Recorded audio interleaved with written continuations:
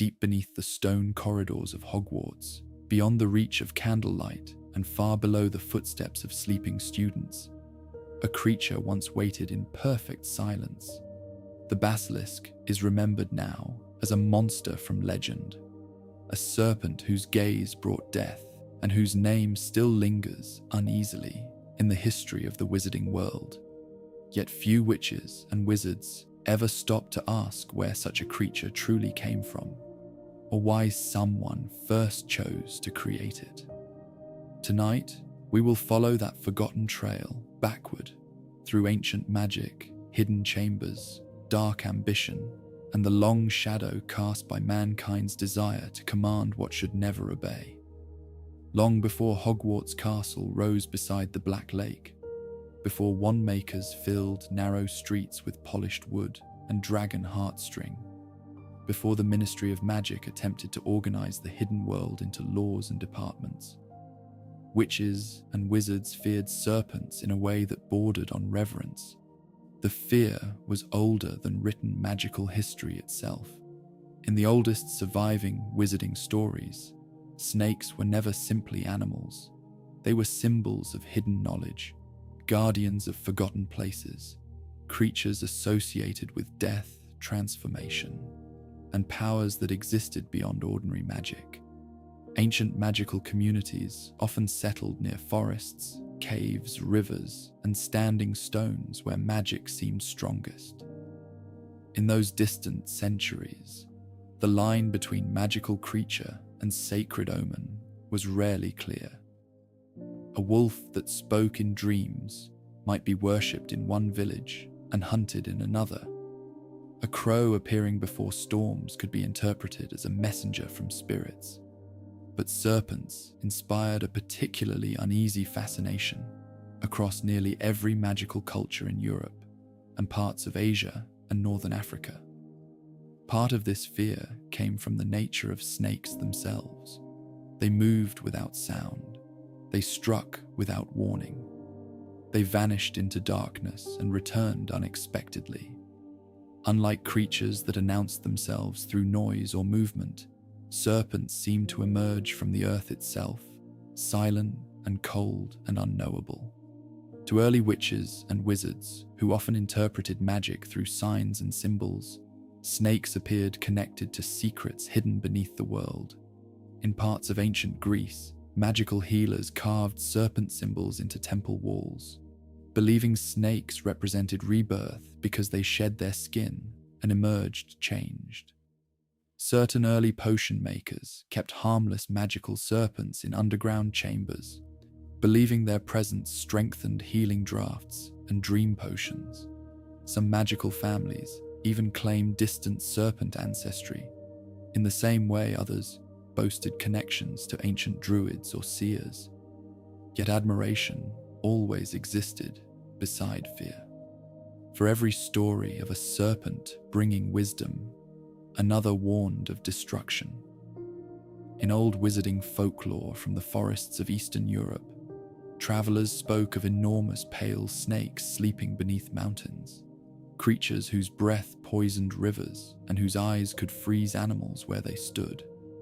Along the Mediterranean coast, magical sailors whispered about islands where giant serpents guarded ruins older than Rome itself. Some stories were certainly exaggerations, shaped by fear and retelling. Others may have originated from encounters with real magical creatures later misunderstood through generations of storytelling. What mattered was not whether every tale was true. What mattered was that witches and wizards across centuries consistently associated giant serpents with ancient and dangerous magic. The magical world of those early centuries was profoundly unstable compared to the organized society later generations would know. There were no universal schools like Hogwarts, no standardized laws governing magical experimentation. Knowledge passed unevenly between isolated families, wandering scholars, village healers, and secretive covens. Powerful spells were traded privately or buried alongside dead owners, Certain branches of magic vanished entirely between generations. In such an environment, dangerous experimentation flourished quietly. Many early magical practitioners viewed creatures not as beings deserving protection, but as tools to be shaped and controlled. Dragons were hunted for ingredients. Acromantula eggs were traded despite the creatures being nearly impossible to contain. Chimeras appeared briefly in scattered records before vanishing almost entirely, likely because breeding them proved too dangerous, even for reckless wizards. The magical world had not yet developed clear moral boundaries around creation and manipulation. And beneath all of this existed a growing obsession with combining magic and living creatures in unnatural ways. Some witches attempted to enhance animals through enchantments, meant to increase intelligence or aggression. Others sought magical hybrids capable of guarding treasure, or fighting in wars between rival wizarding factions. Most of these experiments ended in disaster. Early magical records are filled with references to villages destroyed by uncontrolled creatures whose creators lost the ability to command them. It was during these centuries that whispers first began appearing about a serpent unlike any other. The descriptions varied depending on region and language. Some accounts spoke of a snake so enormous it moved like a fallen tree dragging across the earth. Others described eyes that caused instant death, or scales resistant to nearly every known spell. In certain fragmented manuscripts, scribes refused to write the creature's name directly, referring to it only as the king beneath the earth, or the serpent born against nature. The phrasing mattered. Born against nature. Even before the word basilisk entered magical vocabulary, early witches and wizards already sensed that certain creatures did not belong within the natural order of magic. Dragons were dangerous, but they reproduced naturally.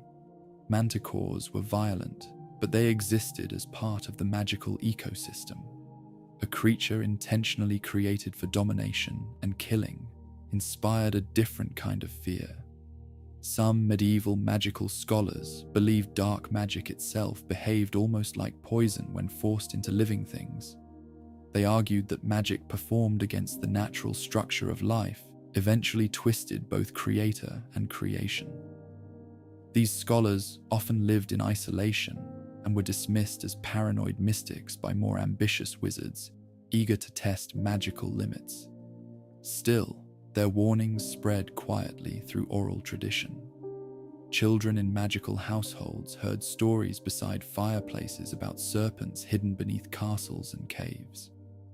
Parents warned young witches and wizards never to trust anyone who spoke too comfortably with snakes.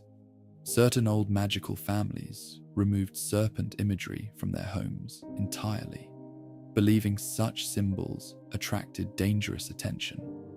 Curiously, fear of serpents became especially strong around individuals capable of speaking Parseltongue. Long before Salazar Slytherin was born, Parselmouths already carried uneasy reputations. The ability itself was ancient and poorly understood. Some viewed it as a rare magical gift tied to bloodlines touched by old magic.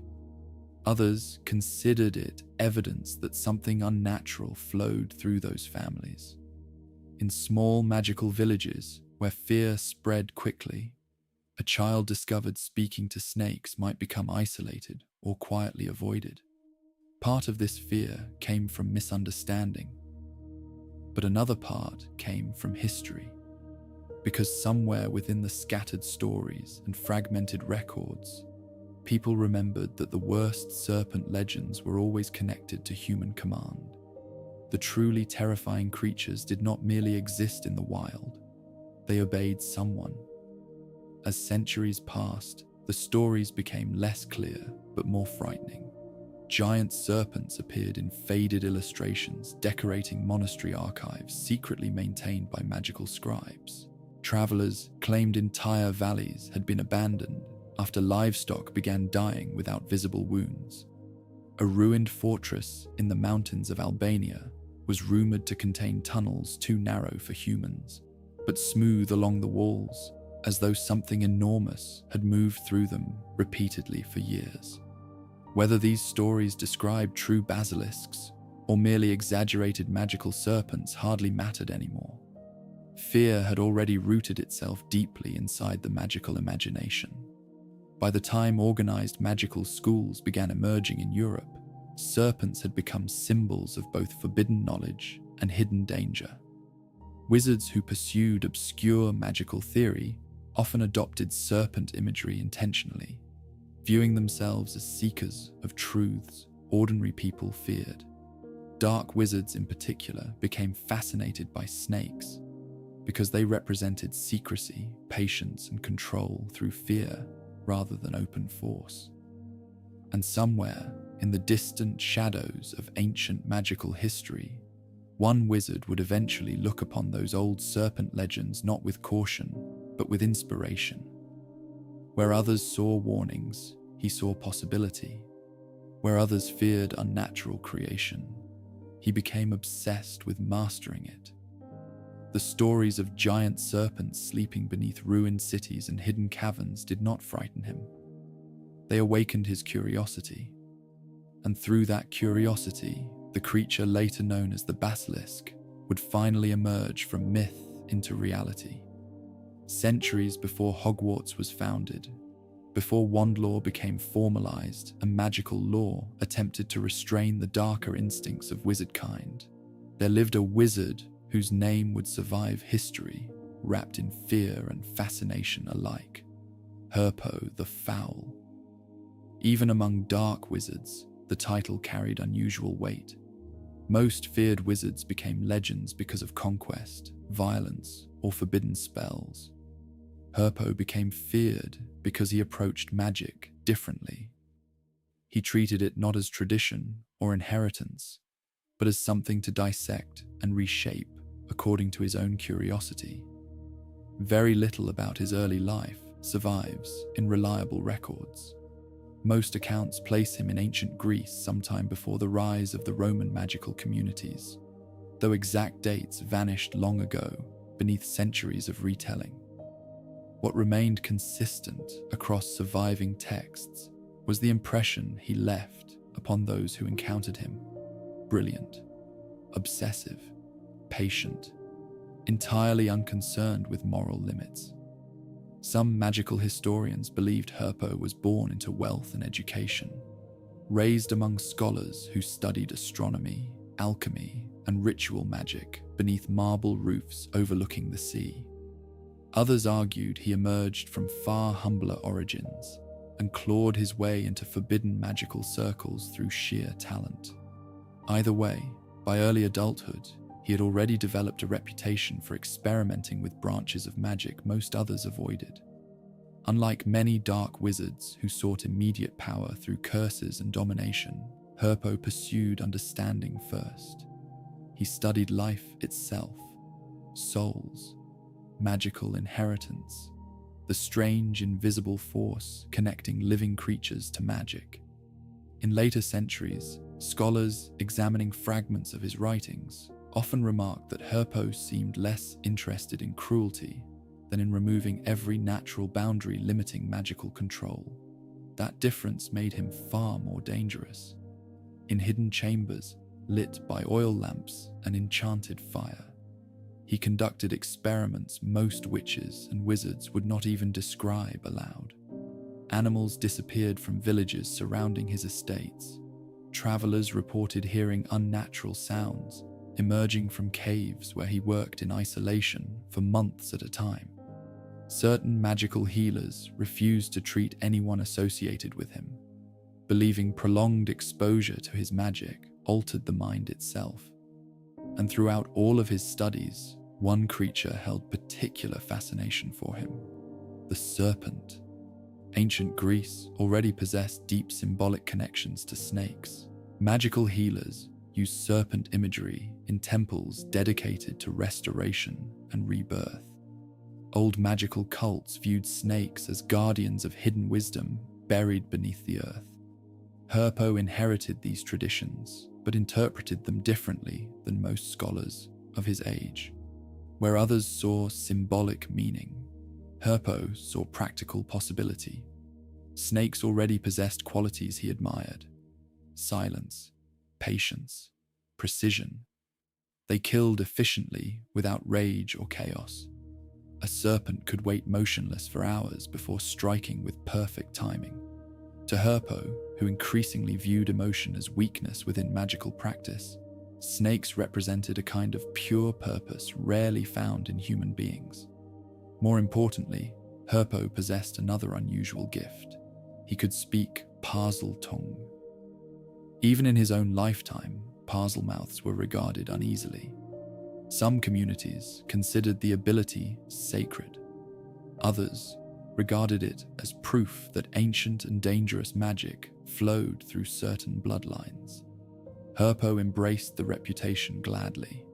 He spent enormous amounts of time among serpents, observing behavior, studying breeding patterns, and testing magical influence over them. Over time, ordinary fascination transformed into obsession. Herpo became convinced that magical creatures could be elevated beyond their natural forms. Why accept the limitations of ordinary serpents when magic itself offered endless possibility? Why should creatures remain constrained by size, lifespan, or instinct? If those boundaries could be broken through magical experimentation, the question consumed him. Later, magical historians would argue endlessly about whether Herpo originally intended to create a weapon, or whether the basilisk emerged accidentally through experimentation. Some believed he sought immortality through studying creatures associated with rebirth and shedding.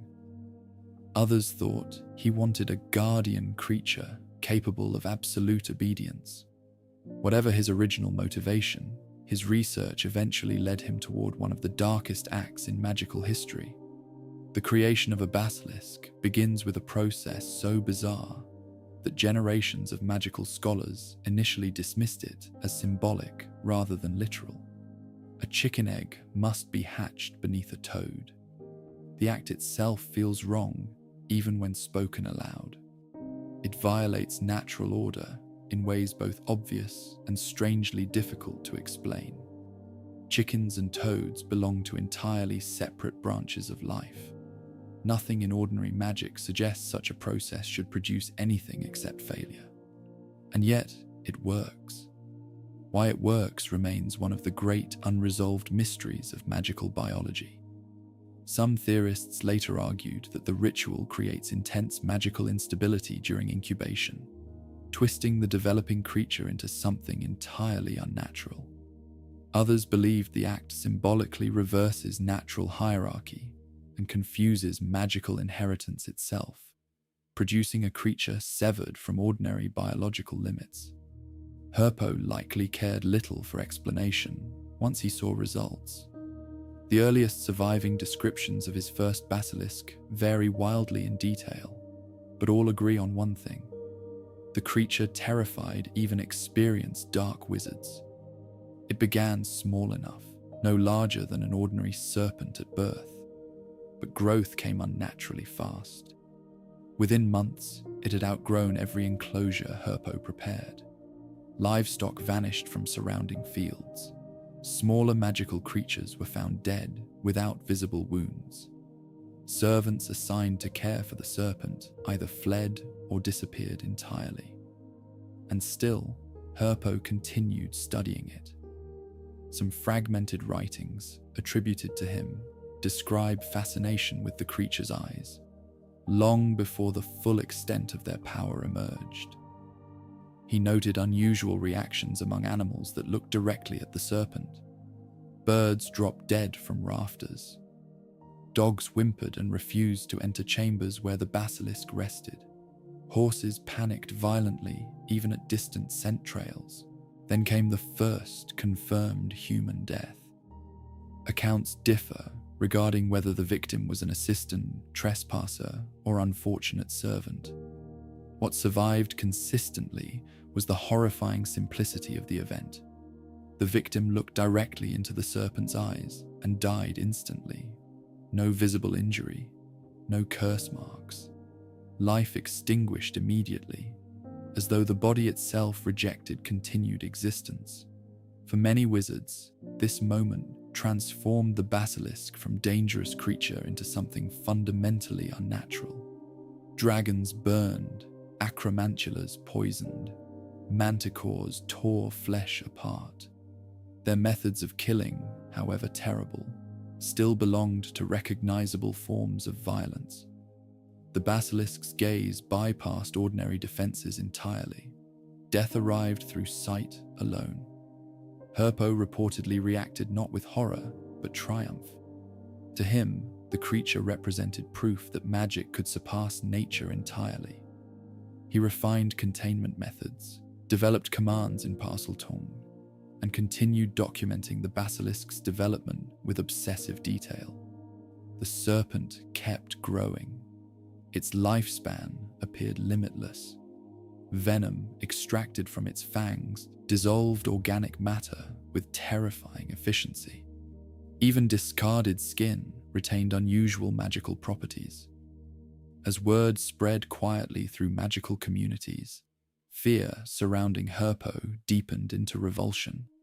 Some dark wizards admired his achievement privately, but few dared approach him openly. Even among practitioners of forbidden magic, the basilisk crossed boundaries many considered untouchable. The creature was not merely dangerous, it embodied magical arrogance taken to its absolute extreme, a living thing engineered entirely through unnatural manipulation. Eventually, magical authorities intervened. At this point in history, wizarding governments existed only in fragmented regional forms. There was no unified ministry of magic, no centralized legal structure spanning Europe. Yet even isolated magical communities recognized the danger posed by basilisk creation. Early laws banning the breeding of certain magical creatures appeared specifically because of Herpo's experiments. What frightened lawmakers most was not simply the existence of one basilisk, it was the possibility of many. A creature capable of growing indefinitely, obeying Parseltongue commands, killing through eye contact, and surviving for centuries represented a threat almost impossible to contain. Entire settlements could vanish before authorities even understood what they faced. Inspections of magical breeding practices became more aggressive. Ritual texts describing basilisk creation were hidden or destroyed. Some records suggest groups of wizards attempted hunting Herpo directly, though whether they succeeded remains uncertain. His final years disappear almost completely from reliable history. That disappearance only strengthened the legend surrounding him. Some believed his own basilisk eventually killed him after growing too powerful to control. Others whispered that Herpo succeeded in creating forms of dark magic far beyond the basilisk itself and vanished intentionally into hiding. A few particularly disturbing stories claimed he achieved a twisted form of immortality through experiments later inspiring the creation of Horcruxes, because Herpo's legacy extended beyond serpents alone. He was also credited as the first known creator of a Horcrux, another violation of natural law, born from the same philosophy that produced the basilisk. In both cases, the pattern remained identical. Herpo viewed the soul, the body, and life itself not as sacred mysteries deserving restraint, but as structures to manipulate through sufficient intelligence and willpower. That mindset would echo through wizarding history for centuries. Long after his death, dark wizards continued searching for fragments of Herpo's writings. Certain pure-blood families preserved copies secretly despite official ban. Parselmouth bloodlines in particular became fascinated by the idea of commanding creatures embodying pure magical fear. Most never attempted basilisk creation themselves. Even dark wizards understood the risks involved, but the possibility remained.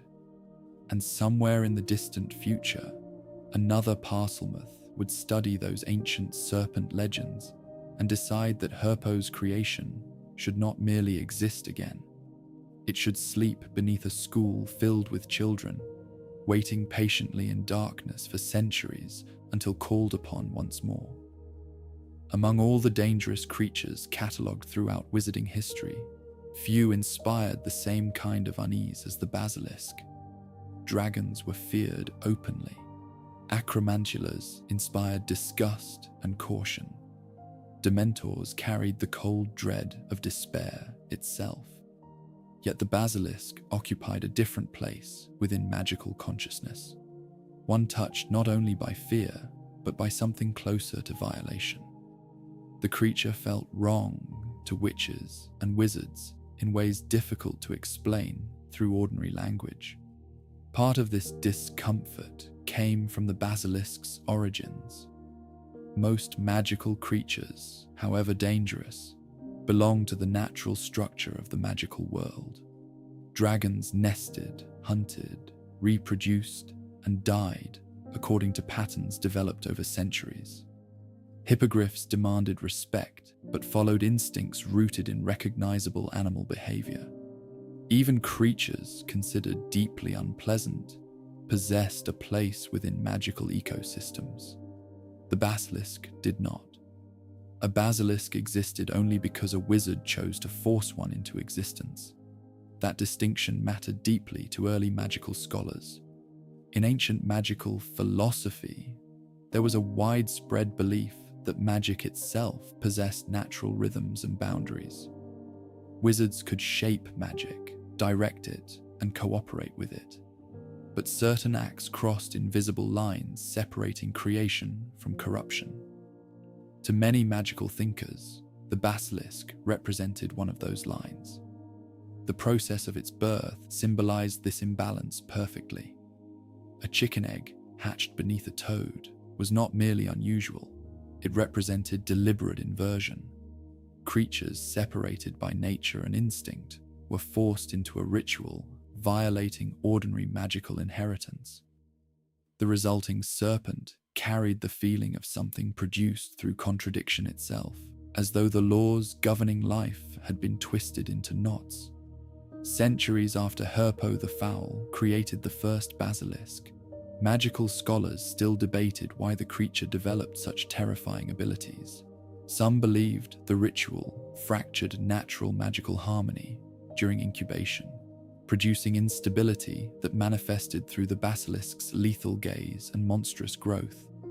Others argued that the creature's power emerged from the creator's intent. A wizard seeking domination and fear inevitably produced a creature embodying those qualities. Whatever the truth, most witches and wizards instinctively sensed the same thing. A basilisk was not simply dangerous because it killed. It was dangerous because it should never have existed at all. This idea became increasingly important as wizarding society evolved. Over time, magical communities developed broader conversations about responsibility and restraint. Schools emerged, ministries formed, magical creatures began receiving classifications and protections. Though far from perfect, wizarding civilization slowly moved toward the belief that magic carried ethical obligations beyond raw ability. Not every wizard agreed. There were always individuals who viewed limitations as weaknesses imposed by frightened minds. These witches and wizards often became fascinated by forbidden experimentation. Some attempted to alter magical bloodlines. Others sought immortality through unnatural means. Certain dark alchemists experimented with creating artificial life or permanently binding magical creatures to human masters. Again and again, the same pattern emerged. The more aggressively magic was forced against natural boundaries, the more unstable the results became. Some experiments ended in physical catastrophe. Others produced psychological consequences. A few resulted in creatures so dangerous that records describing them were deliberately destroyed by magical authorities. Yet even among those forbidden creations, the basilisk stood apart. Part of this came from its unsettling simplicity. The creature did not require complicated rituals after birth. It did not depend on constant magical reinforcement. Once created, the basilisk became entirely self-sustaining. It lived, grew, hunted, adapted. It transformed from experiment into apex predator with terrifying efficiency. That transformation disturbed magical scholars profoundly. A dragon could at least be understood as part of magical nature. The basilisk blurred the line between magical creature and magical weapon. It existed somewhere between life and deliberate design. The serpent was alive, yet its existence originated from calculated human interference. This raised uncomfortable questions many witches and wizards preferred not to confront directly. If a basilisk could be created through dark experimentation, what else might be possible? How many magical creatures regarded as ancient or natural might themselves have originated through forgotten manipulation centuries earlier? Were some creatures merely accidents preserved long enough to become accepted parts of the magical world? Few scholars pursued those questions publicly. The wizarding world often displayed a curious contradiction regarding dangerous magic. Wizards loved studying power, but disliked examining where power came from too closely. Certain truths were easier left buried beneath dusty bookshelves and sealed archives. As a result, discussions surrounding basilisks became strangely fragmented over the centuries. Practical information survived.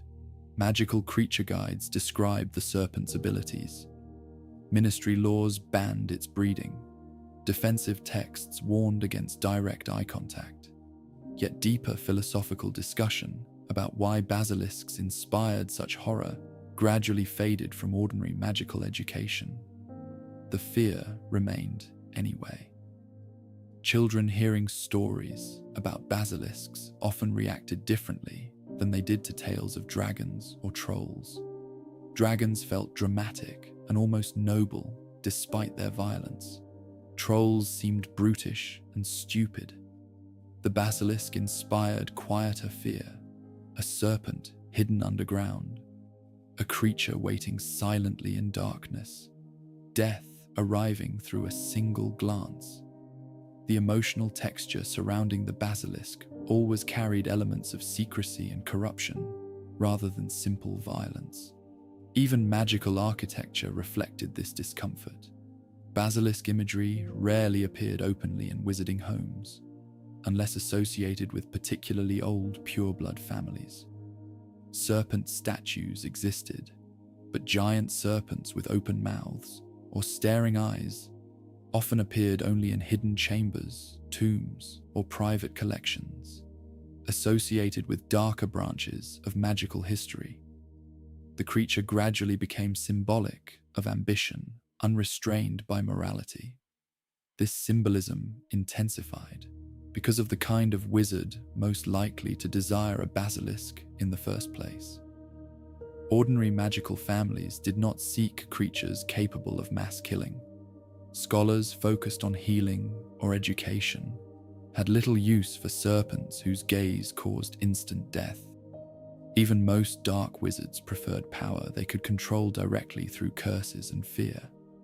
A basilisk appealed specifically to individuals obsessed with dominance, secrecy, bloodline superiority, and obedience. The creature itself reflected those values. It answered only to Parseltongue. It lived isolated from ordinary society. It inspired terror before violence even occurred. Its existence reinforced the authority of the wizard commanding it. Over centuries, this connection between basilisks and control became impossible to separate from the creature's identity. There was also another deeply unsettling aspect to the basilisk that magical naturalists struggled to categorize properly.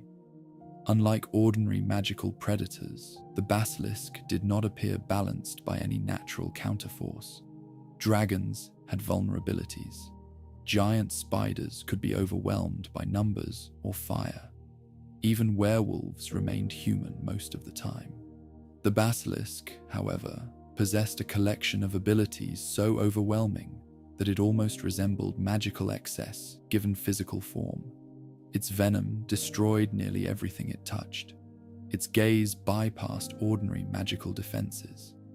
Its lifespan stretched indefinitely if provided food and shelter. Its physical durability rendered many spells ineffective. Some magical scholars quietly wondered whether the creature represented magic behaving unnaturally, because its very existence violated magical balance itself. The only widely recognized natural enemy of the basilisk was the rooster, whose crow proved fatal to the serpent. The symbolism of this weakness fascinated later magical historians. A creature born through the corruption of a chicken egg ultimately remained vulnerable to the ordinary rooster from which it should naturally have emerged. It was almost as though nature itself rejected the basilisk's existence and preserved one final defense against it. The phoenix also became associated with resistance against basilisks, because phoenix tears healed basilisk venom, and their loyalty often aligned with protective rather than destructive magic. These symbolic oppositions reinforced ancient beliefs that certain creatures embodied harmony, while others embodied violation. And still, despite universal fear, stories about basilisks continued attracting certain kinds of minds. Young dark wizards studying forbidden texts often became fascinated by the serpent precisely because others feared it. To command a basilisk represented more than possessing a powerful creature. It symbolized mastery over death and terror themselves. The serpent became proof that a wizard could force magic to obey through willpower alone. This attraction revealed something deeply uncomfortable about wizarding society. Again and again throughout history, witches and wizards demonstrated willingness to pursue dangerous magic, not because they misunderstood consequences, but because power itself exerted irresistible fascination. The basilisk was horrifying, yes, but also strangely alluring to ambitious minds. That duality explains why the creature survived within magical memory for so long, despite official bans and widespread fear. Most creatures become less frightening once fully understood.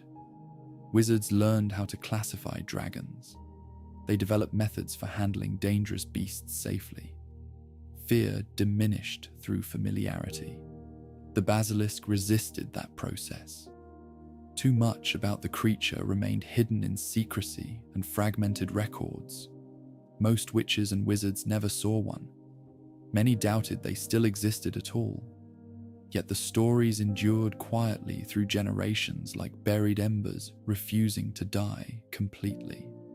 And perhaps that uncertainty made the creature even more frightening. A dragon announces itself with fire and thunderous wings. A basilisk waits beneath stone floors for centuries without making a sound.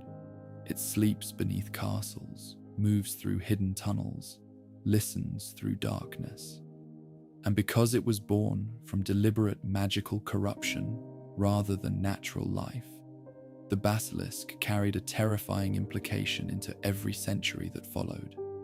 If one wizard created such a creature once, another wizard could choose to do so again. Long before the wizarding world associated Parseltongue with dark lords and hidden chambers, the language itself already carried an ancient and uneasy reputation. Even among communities where magic was woven naturally into everyday life, the ability to speak with snakes felt different from other magical gifts.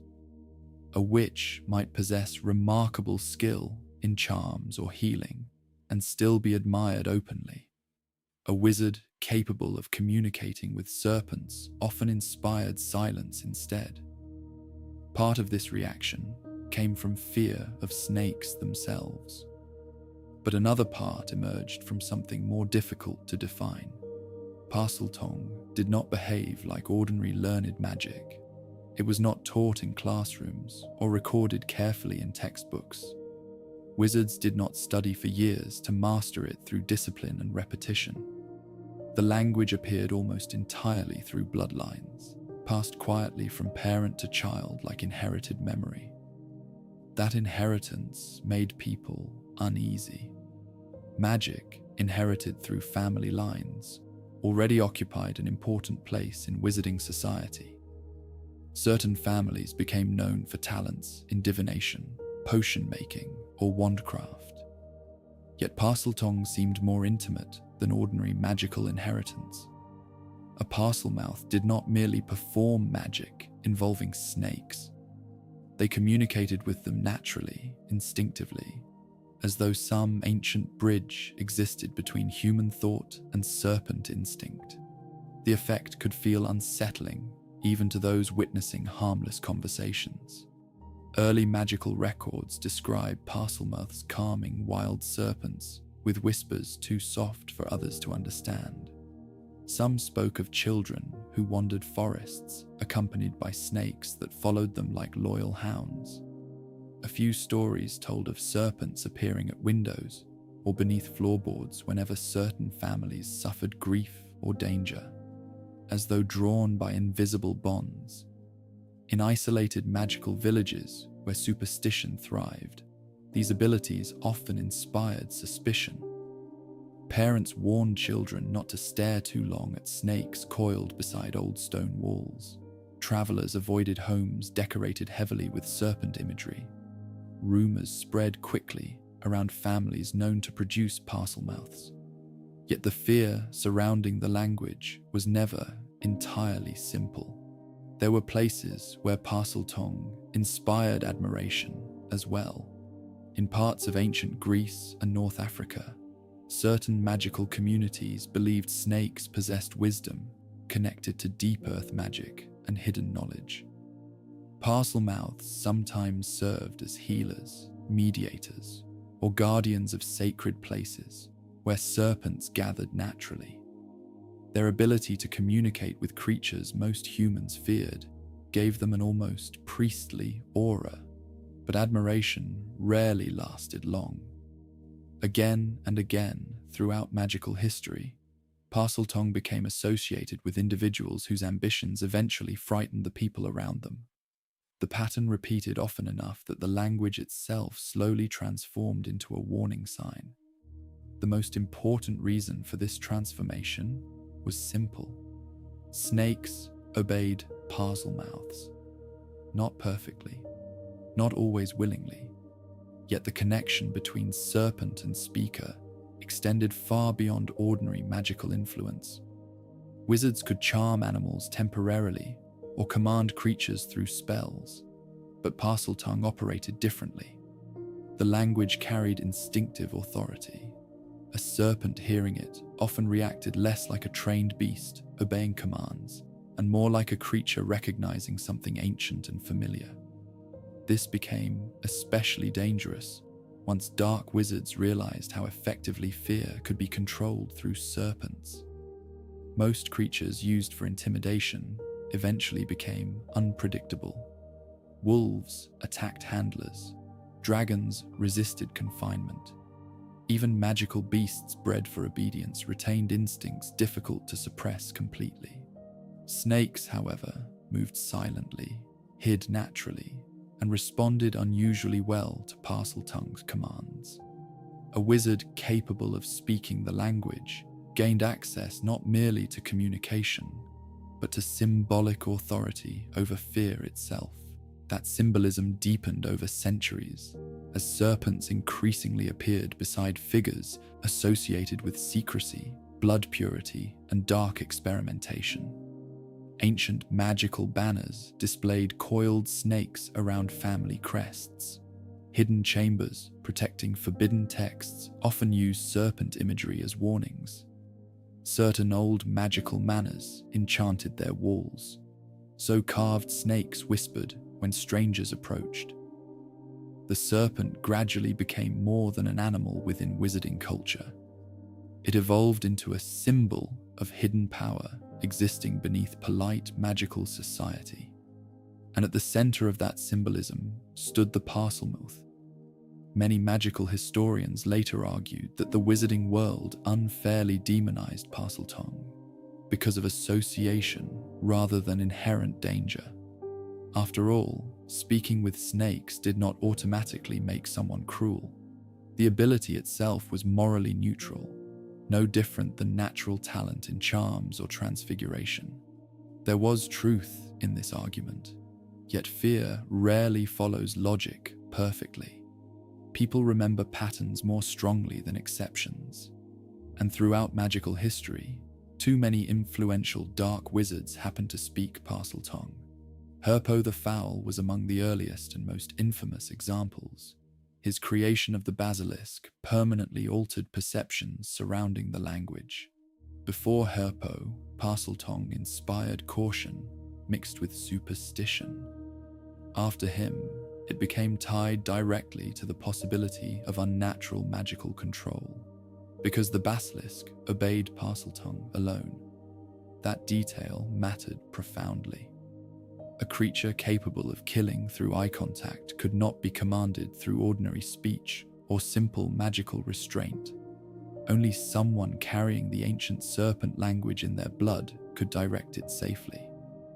This transformed Parseltongue from unusual inherited ability into potential gateway toward terrifying power. As stories about basilisks spread through magical communities, fear surrounding Parselmouths intensified dramatically.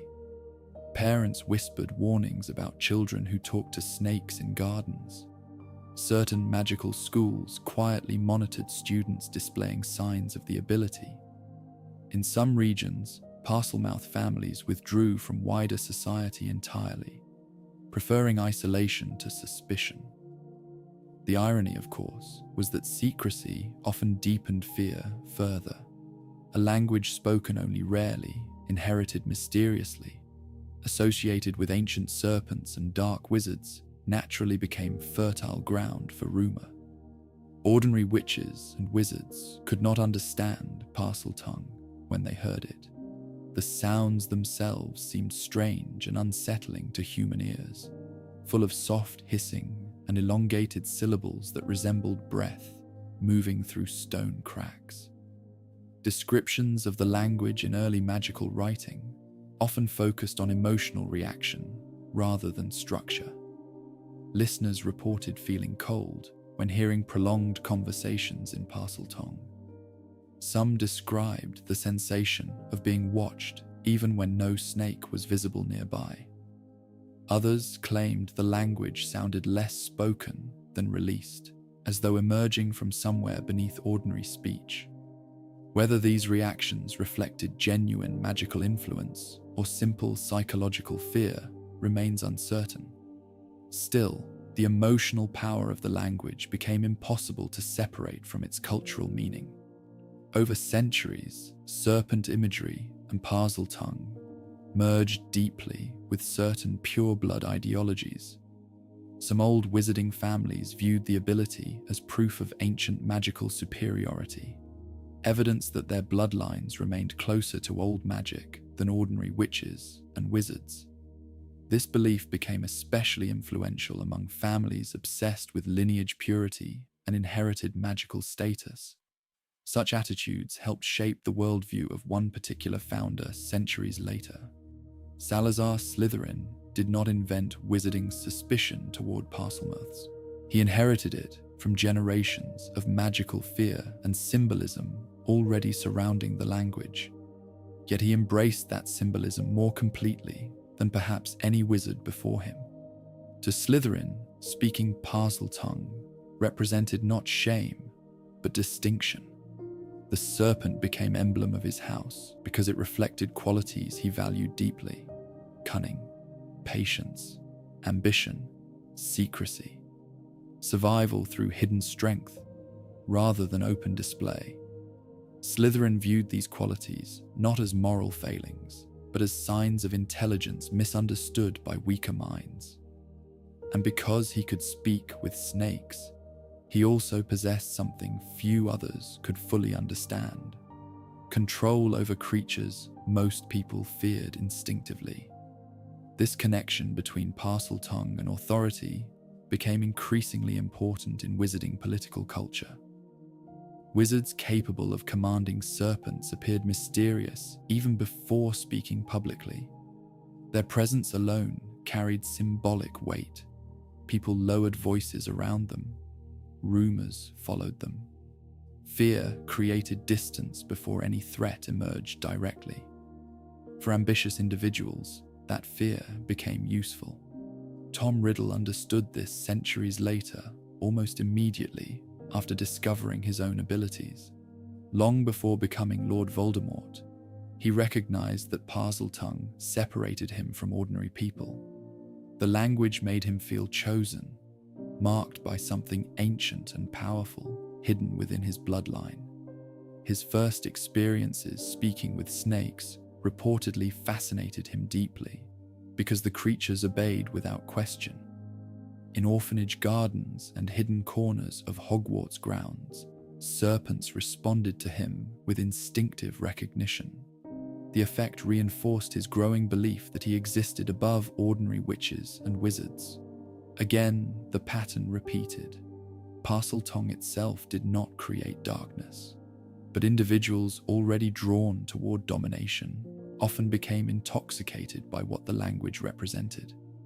The connection between serpent and power grew even stronger because snakes themselves embody contradictory symbolism so naturally. They move silently, yet strike suddenly. They remain hidden, yet command immediate attention once revealed. They appear calm while carrying lethal danger beneath stillness. Wizards fascinated by secrecy and control inevitably saw reflections of themselves in serpents. By the modern era, most ordinary witches and wizards reacted to Parseltongue with immediate discomfort, regardless of context. Hearing someone speak the language triggered ancient associations buried deeply within magical culture. Basilisks, dark wizards, hidden chambers, forbidden magic. Even at Hogwarts, centuries after Slytherin's death, students hearing Harry Potter speak Parseltongue reacted instinctively with fear once they understood what the sounds meant. The language carried generations of inherited anxiety impossible to erase through logic alone, and perhaps that fear survived because some small part of wizarding society always remembered the truth hidden beneath the superstition. Parseltongue was not frightening because snakes were evil. It was frightening because history repeatedly showed what happened when ambitious wizards combined ancient magical authority with creatures built entirely for fear and obedience. Somewhere deep beneath Hogwarts, a basilisk once listened patiently through stone tunnels for the sound of that language.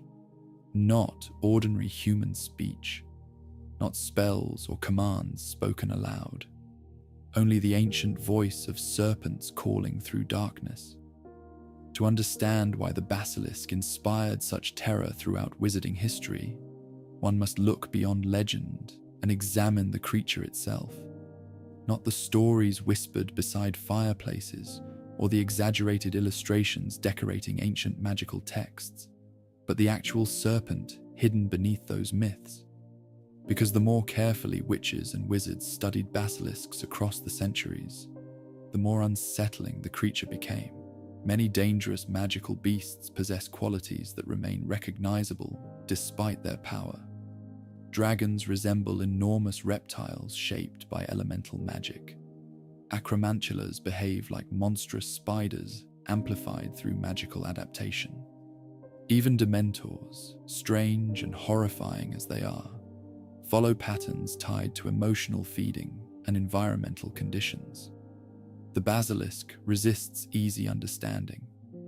Everything about the creature feels slightly disconnected from ordinary life, as though its biology developed according to rules adjacent to nature rather than fully inside it. Magical naturalists attempting to classify basilisks often described a strange sensation while studying them, the feeling that the serpent existed less like an animal and more like a living concentration of magical hostility. The first and most obvious characteristic was size. Unlike ordinary snakes, which eventually reach natural limits determined by species and environment, basilisks continue growing throughout their lives.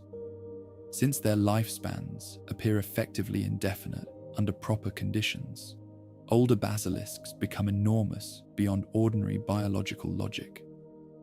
The serpent hidden beneath Hogwarts stretched to lengths far exceeding any naturally occurring snake in the non-magical world, large enough to move through castle tunnels like a living river of scales and muscle. This endless growth created disturbing implications. Most predators eventually weaken with age, their bodies slow. Hunting becomes difficult. The basilisk seemed untouched by such decline. Ancient texts suggested older basilisks actually became more dangerous over time, as venom potency increased and magical resistance strengthened alongside physical growth. Some magical scholars believed the creature's magical core continually fed upon itself, sustaining unnatural vitality indefinitely.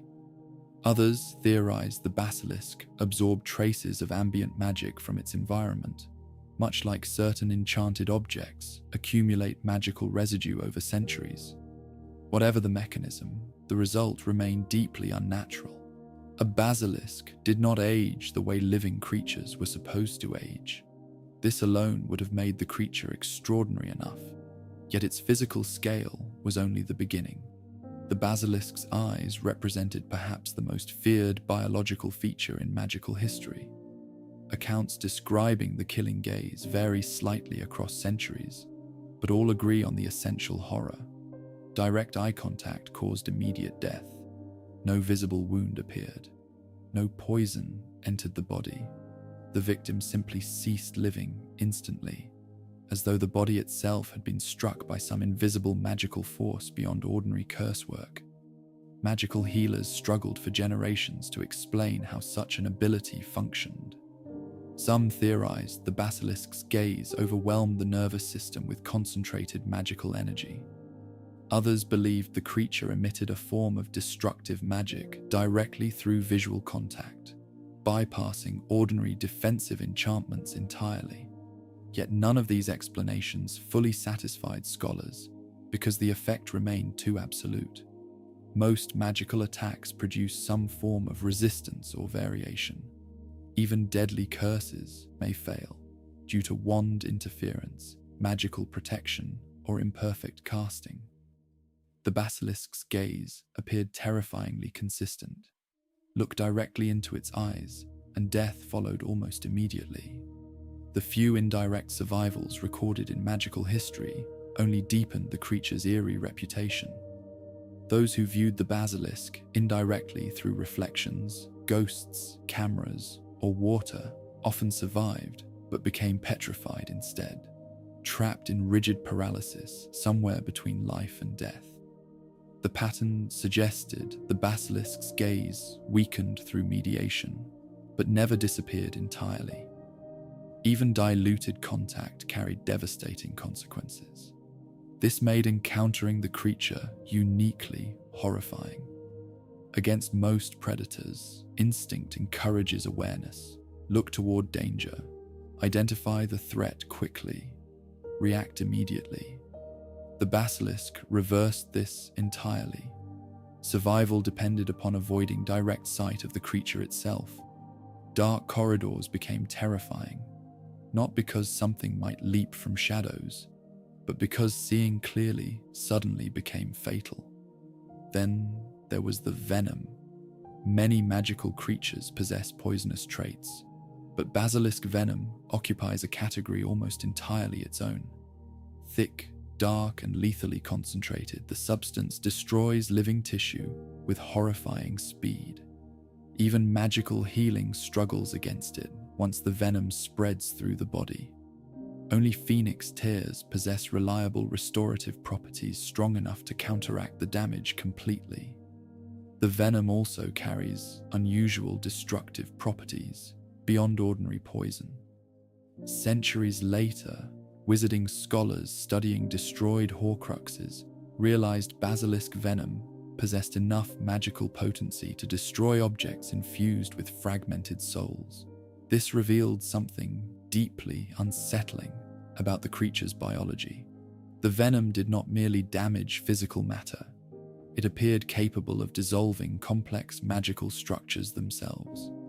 Few substances in the wizarding world carried comparable destructive capability, and yet the basilisk produced this venom naturally, continuously, inside enormous fangs capable of piercing stone and enchanted surfaces alike.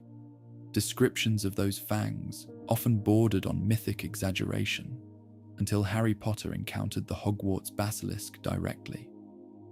The serpent's mouth reportedly opened wide enough to swallow large animals whole, rows of curved fangs gleaming pale beneath torchlight like polished ivory coated in poison. The creature itself moved with disturbing silence despite its immense size. Ordinary snakes already possess unsettling movement because they travel without limbs or visible effort. The basilisk amplified this unease enormously. Witnesses described hearing only soft scraping or faint hissing moments before the serpent appeared. A creature large enough to shatter doors should logically produce thunderous noise while moving. The basilisk glided through tunnels almost soundlessly. This silence made the serpent feel ghost-like, despite its enormous physical presence. Within the tunnels beneath Hogwarts, the basilisk traveled through ancient pipes and hidden passageways designed initially for water, rather than monstrous serpents. The image itself carried strange symbolic weight, a creature created through unnatural magic, moving invisibly beneath ordinary daily life, listening from darkness behind stone walls. Students slept above it for centuries without knowing. The serpent likely heard footsteps, voices, laughter echoing faintly through pipes and corridors while remaining entirely hidden below. That hidden existence shaped the basilisk psychologically as well as physically. Unlike dragons roaming mountain ranges or acromantulas nesting in colonies, basilisks typically lived in profound isolation. The Hogwarts serpent spent nearly 1,000 years beneath the castle, with no companionship except occasional Parselmouth commands. Such existence would likely drive ordinary intelligent creatures into madness or decline. Yet the basilisk endured. Some magical theorists believed the creature's unnatural origins reduced emotional complexity almost entirely. It hunted, obeyed commands, and survived without requiring social interaction. Others argued prolonged isolation likely intensified the serpent's aggression and territorial instincts, until it existed almost entirely as concentrated predatory behavior. Either possibility disturbed magical naturalists deeply, because if the basilisk lacked emotional complexity, it resembled living weaponry more than animal life. And if it possessed awareness shaped by centuries of imprisonment and isolation, then the creature became something almost tragic beneath the horror. Very little evidence survived regarding basilisk feeding habits, because encounters rarely ended safely enough for extended observation. However, scattered records suggested the creature consumed almost anything organic, including mammals, birds, and occasionally magical creatures unfortunate enough to enter its territory. The serpent beneath Hogwarts likely survived partly through rats and other creatures inhabiting ancient tunnels. Some historians also suspected hidden feeding by Parselmouth descendants over the centuries, though definitive evidence never emerged. Its durability presented another terrifying challenge. Many spells effective against dangerous creatures seemed weakened or ineffective against basilisks. Thick scales resisted magical penetration remarkably well. Stunning spells often failed entirely. Even indirect attacks became risky, because looking toward the creature increased danger constantly. This combination of traits made basilisks extraordinarily difficult to hunt successfully. Traditional, magical creature control methods depended on coordinated teams, visibility, and direct magical engagement. The basilisk disrupted all three. Hunters could not safely observe it. Standard spells struggled against its defenses. One mistake meant instant death. The rooster's crow remained one of the few reliable weaknesses consistently documented throughout magical history. Hearing the sound proved fatal to basilisks almost immediately. Scholars debated this vulnerability endlessly. Some believed the crow disrupted magical energies sustaining the creature's unnatural existence. Others interpreted it symbolically, nature rejecting the corruption that birthed the serpent. Whatever the cause, the weakness provided rare reassurance that even the most terrifying magical creations possessed limits. Still, those limits offered little comfort to ordinary witches and wizards. The more magical society learned about basilisks, the more frightening the creature became. Not because it behaved chaotically, but because it behaved with such cold efficiency. Every aspect of its biology seemed designed around survival, fear, and killing power. And perhaps that was precisely why the serpent inspired such enduring horror. Most monsters feel wild. The basilisk feels intentional. It moves through darkness like an idea someone created deliberately and then lost control of centuries later. A creature engineered not merely to live, but to dominate fear itself.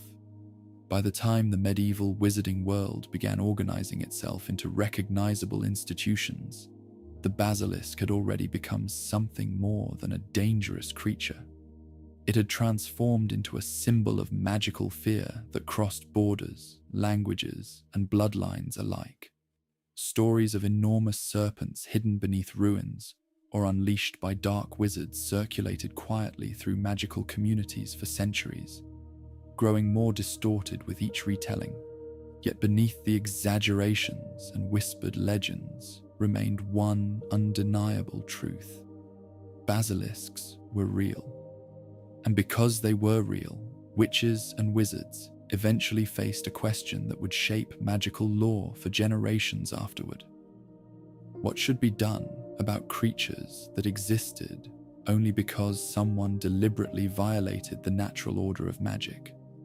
The answer, for most magical authorities, became increasingly clear. Basilisk breeding had to be forbidden entirely. This decision did not emerge suddenly from a single meeting or decree. In the centuries before centralized ministries of magic developed across Europe, magical governance remained fragmented and inconsistent.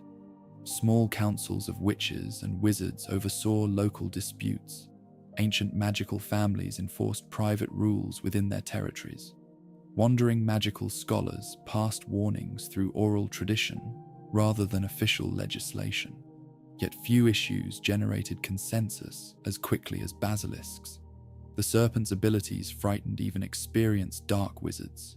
More importantly, its creation represented a form of magical experimentation. Many communities viewed as fundamentally dangerous, regardless of intent.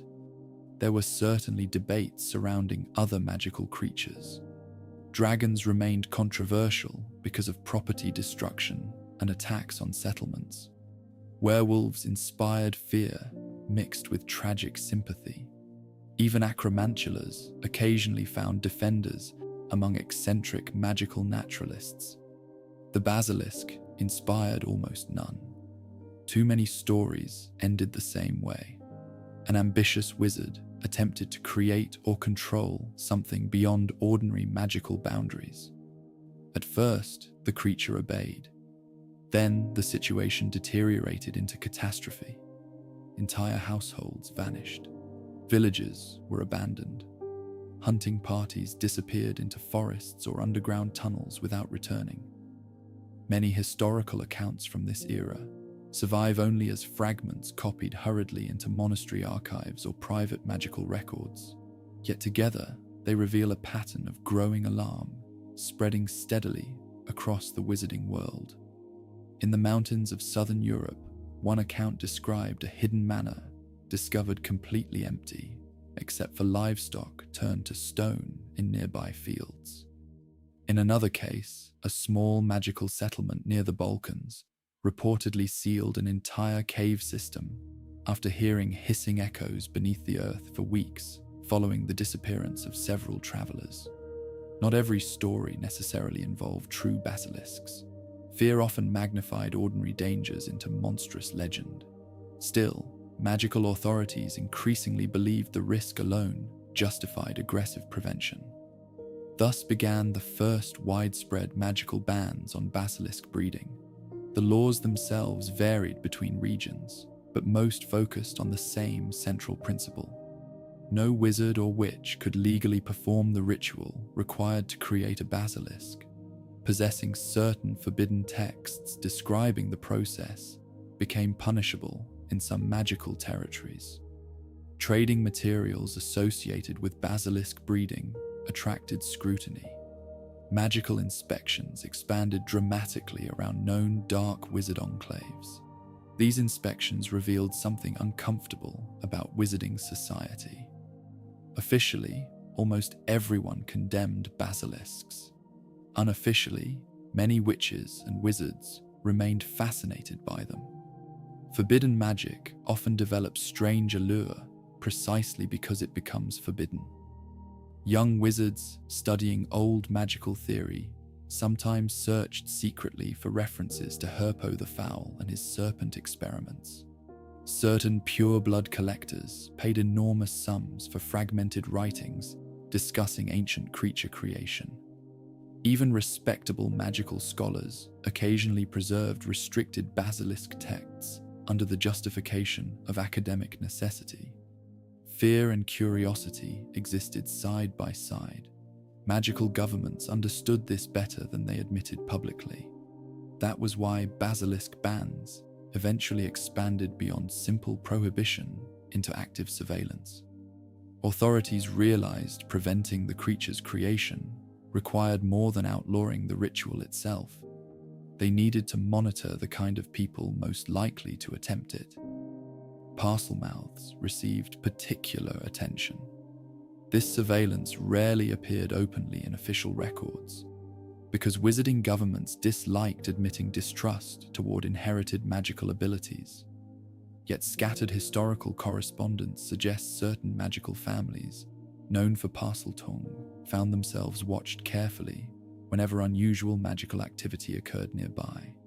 Some officials justified this quietly by pointing toward history. Every confirmed basilisk creator known to magical scholarship possessed the ability to speak with snakes. Since controlling a basilisk required Parseltongue, authorities reasoned the threat naturally concentrated around those bloodlines. Of course, such reasoning also deepened prejudice and suspicion surrounding parcelmouths generally. Children born with the ability sometimes discovered their families investigated discreetly by magical officials. Old pure-blood households carrying serpent symbolism found visitors arriving unexpectedly under the pretense of magical creature inspections. In some regions, magical communities pressured Parselmouth families into isolation entirely. The irony was painful. Most Parselmouths never approached dark magic at all. Yet centuries of fear surrounding basilisks and serpent lore made ordinary trust nearly impossible. Meanwhile, the practical problem facing magical authorities remained deeply frustrating. Basilisk breeding was extraordinarily difficult to detect until too late. The ritual itself required little space and relatively simple materials. A chicken egg, a toad, isolation, patience.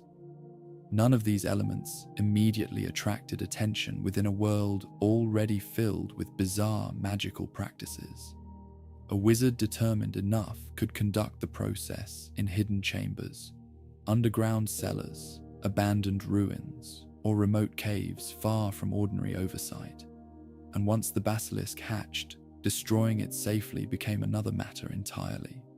This problem shaped medieval magical lore profoundly.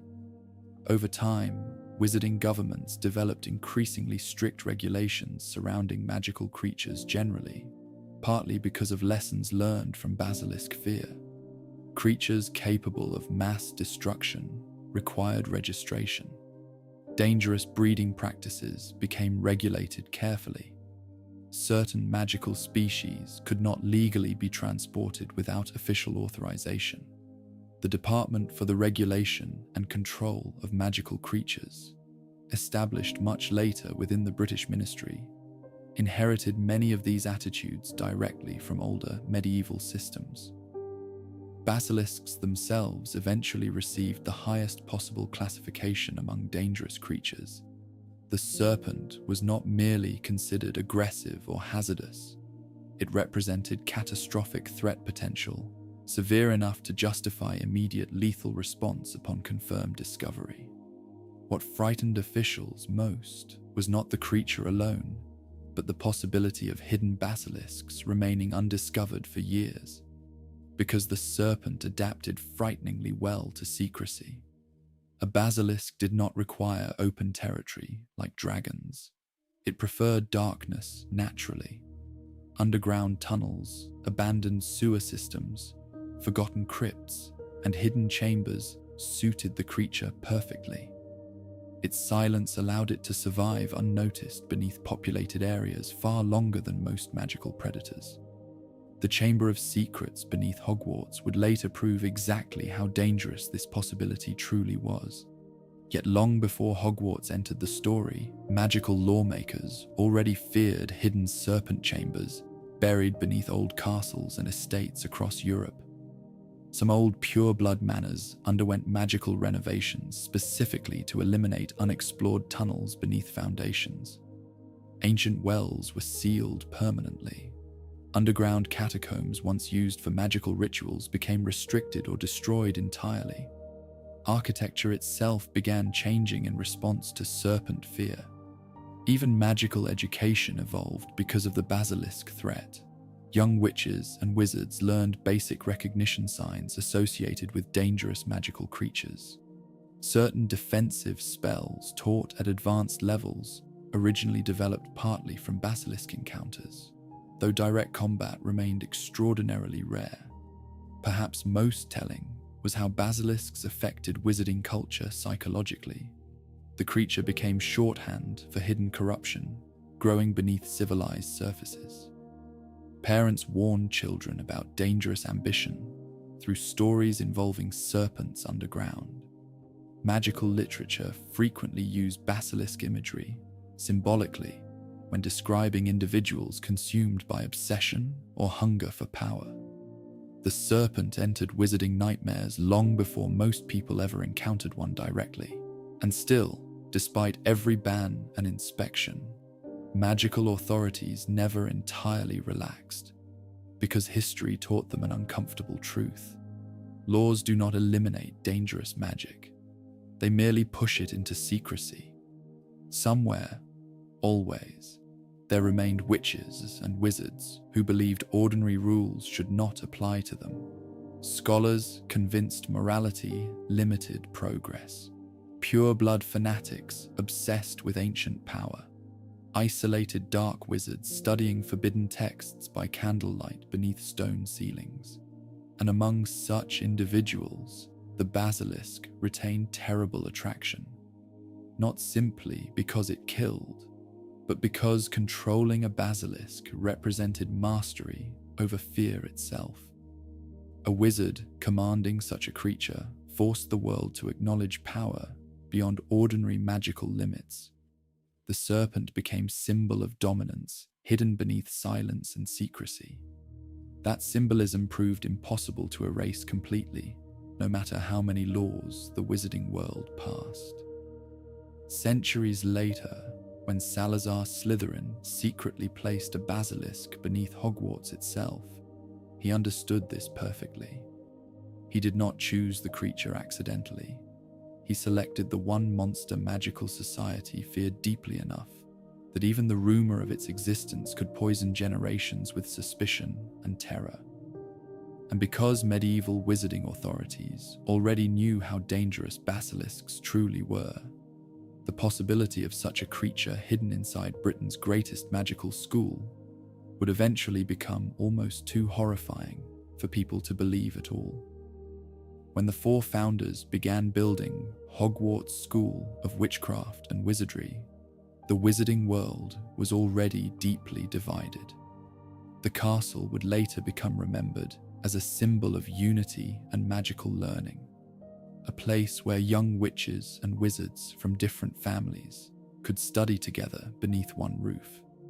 Yet the age in which Hogwarts emerged was unstable, fearful, and shaped by growing tension between magical and non-magical communities.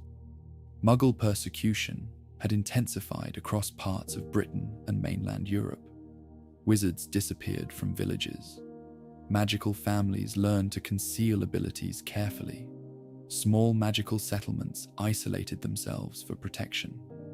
Fear traveled quickly through the hidden world, and with fear came arguments about survival. Among the four founders, no one felt those fears more strongly than Salazar Slytherin. Modern wizarding history often reduces Slytherin into something simple: a dark founder, a blood purist, the architect of the Chamber of Secrets. Yet the truth was more complicated and therefore more dangerous. Slytherin was not remembered as powerful merely because he hated Muggle-born witches and wizards. He became influential because he was brilliant enough to make his fears sound rational. Like many pure-blood wizards of his era, Slytherin believed magical ability should remain protected from the non-magical world. He distrusted Muggles deeply, viewing them as unpredictable and dangerous. To him, secrecy was not cowardice, but necessity. The magical world survived only because it remained hidden. Where he differed from the other founders was in deciding who deserved access to magical knowledge itself. Godric Gryffindor believed courage and character mattered more than ancestry. Rowena Ravenclaw valued intelligence wherever it appeared. Helga Hufflepuff welcomed students with warmth, regardless of lineage.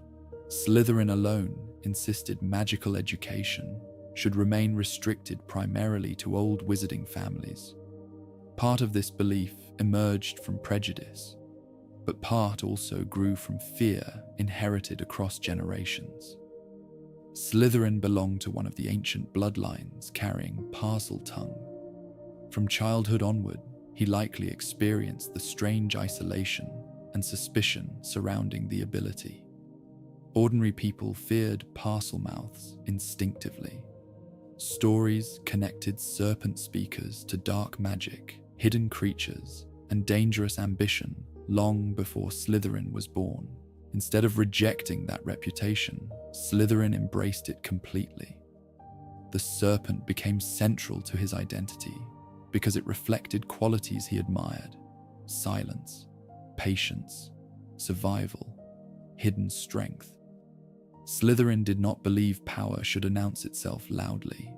True influence, in his view, moved quietly beneath the surface until the perfect moment arrived to strike. This philosophy shaped nearly every aspect of his life. Descriptions of Slytherin from later magical historians often emphasize his coldness, though there are hints he possessed considerable charisma when speaking publicly. Students reportedly admired his confidence and discipline. Other founders respected his magical skill, even while disagreeing with his ideology. He was known as extraordinarily gifted in wandless magic, defensive enchantments, and obscure branches of magical theory involving ancient creatures and bloodline inheritance. And always, surrounding him, like shadow, Around candlelight, there remained the serpent symbolism.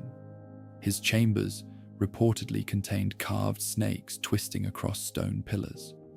Old accounts claimed serpents gathered unnaturally near places where he meditated or practiced magic. Some students whispered they heard hissing voices beneath doors when Slytherin worked late into the night alone. Whether these stories were exaggerated later hardly mattered. They reflected how completely Slytherin merged his identity with serpent imagery and ancient magical authority. Unlike later dark wizards driven largely by conquest or immortality, Slytherin focused obsessively on preservation. He feared contamination of magical society through uncontrolled access to wizarding knowledge. To him, Muggle-born students represented unpredictability, entering spaces meant to remain hidden and protected. This belief gradually poisoned his relationship with the other founders. At first, disagreements likely remained manageable. Hogwarts itself required cooperation between powerful personalities, carrying different philosophies. But over time, tensions hardened. Gryffindor opposed Slytherin, openly regarding student selection. Hufflepuff reportedly argued that magical ability itself mattered more than ancestry. Ravenclaw, though more reserved politically, questioned whether fear should determine educational access at all. Slytherin increasingly withdrew from compromise. And somewhere during these years, his thoughts turned toward the Basilisk. The decision makes horrifying sense once one understands his worldview fully. Slytherin did not merely want a dangerous creature hidden beneath Hogwarts. He wanted a symbol, a living embodiment of his beliefs preserved inside the foundations of the castle itself. Few creatures aligned more perfectly with his ideology than the Basilisk. The serpent answered only to Parseltongue, meaning only his bloodline or descendants carrying the same gift could command it safely. It inspired immediate terror, even through rumor alone. It moved silently through hidden spaces. It represented ancient magic older than Hogwarts itself. Most importantly, the Basilisk embodied purification through fear. To Slytherin, the creature likely seemed less like a monster and more like necessary protection, waiting patiently beneath the school. If Hogwarts ever strayed too far from his ideals, the serpent could restore what he viewed as proper order. This was the true horror beneath the Chamber of Secrets. Slytherin did not build it in sudden madness or theatrical cruelty.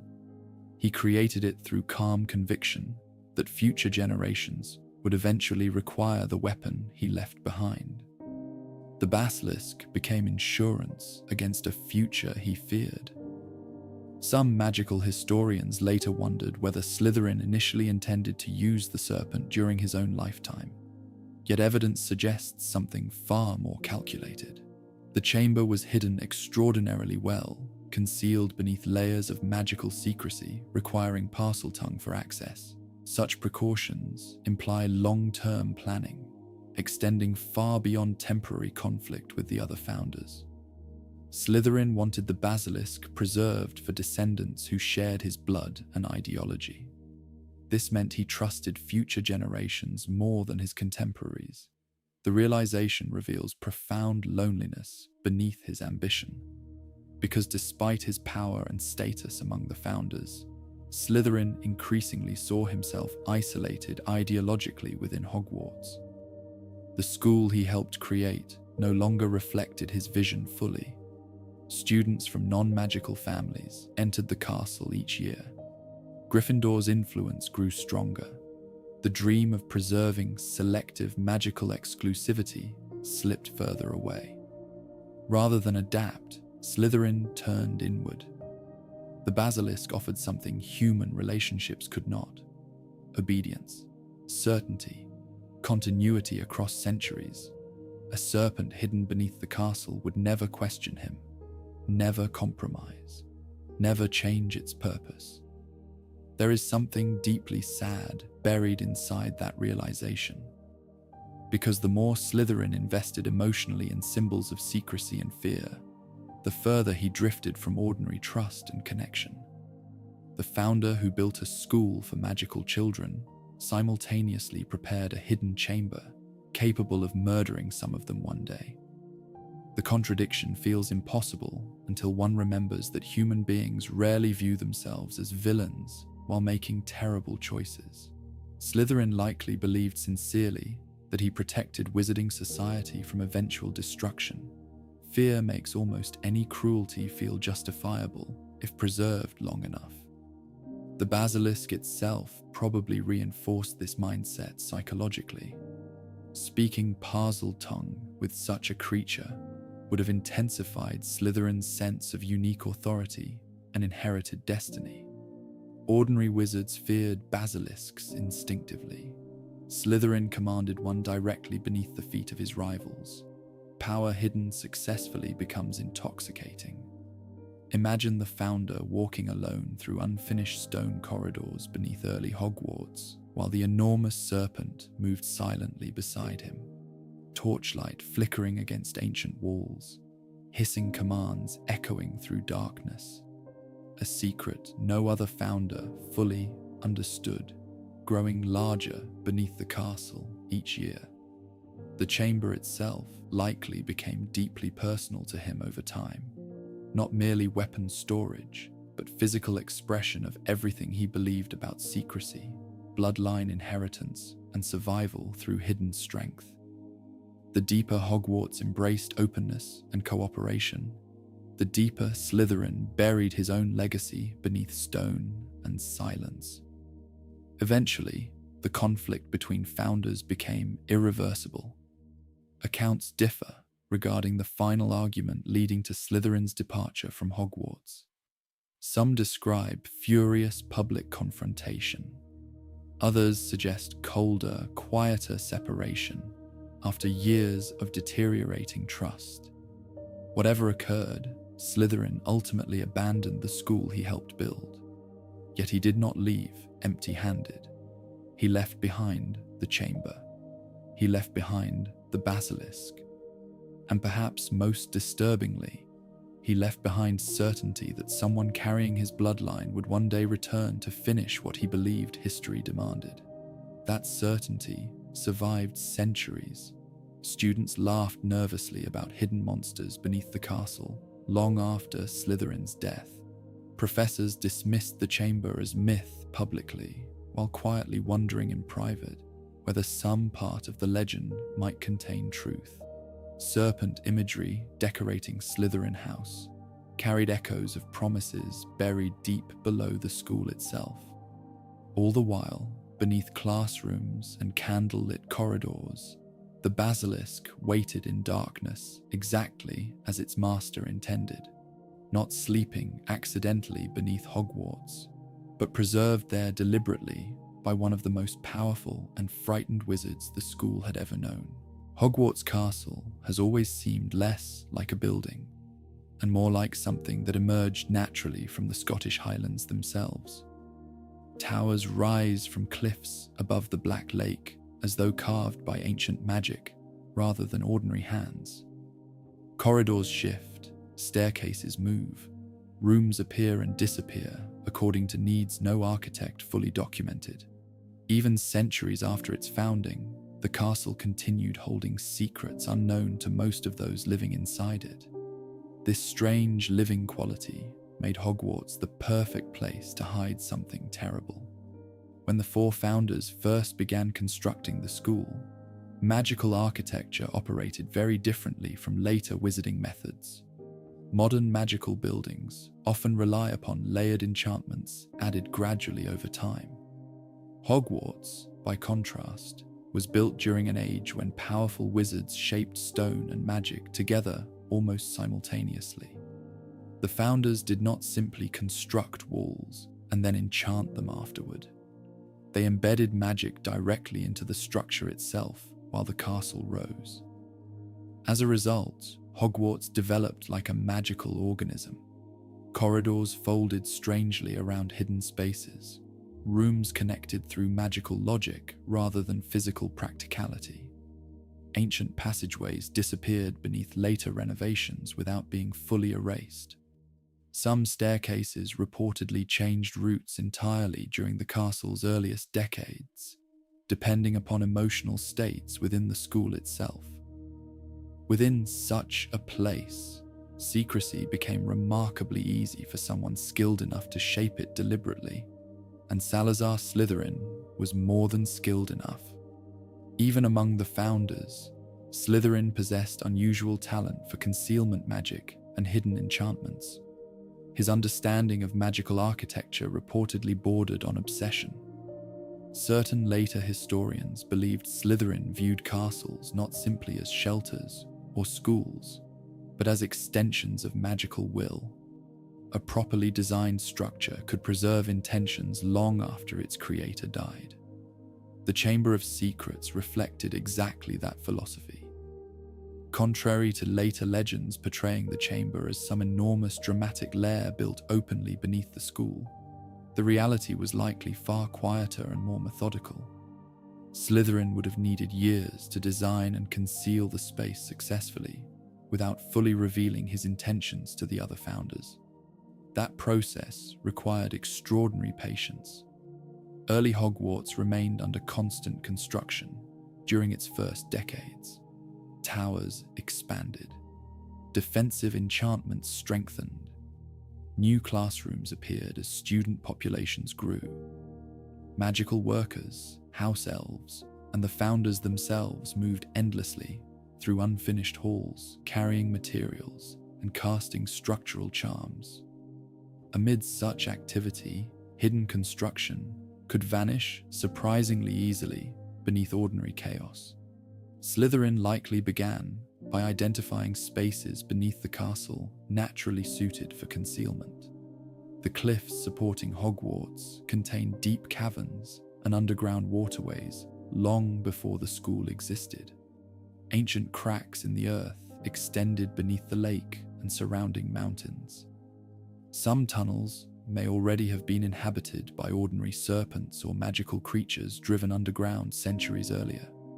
To someone like Slytherin, these hidden depths must have seemed almost inviting. Darkness, silence, isolation from ordinary life, the perfect environment for a basilisk. Rather than carving entirely new chambers from solid rock, Slytherin probably expanded existing underground spaces gradually through magic. Ancient stone could be shaped silently by powerful transfiguration and earth-moving enchantments.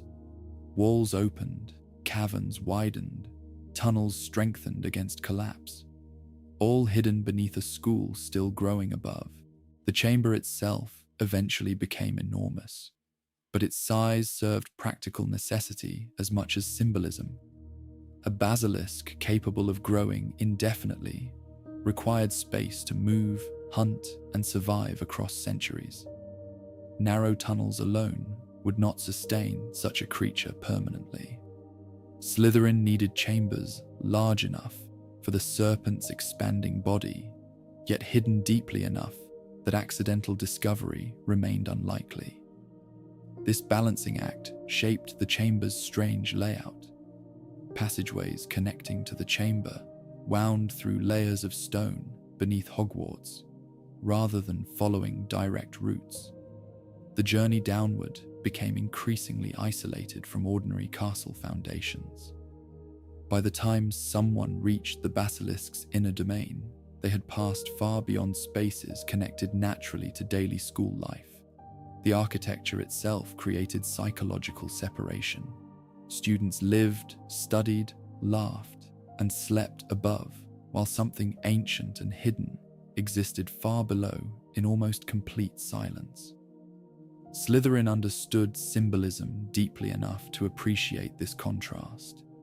Descriptions of the chamber after its discovery suggest the space reflected Slytherin's identity almost obsessively. Serpent imagery dominated the walls.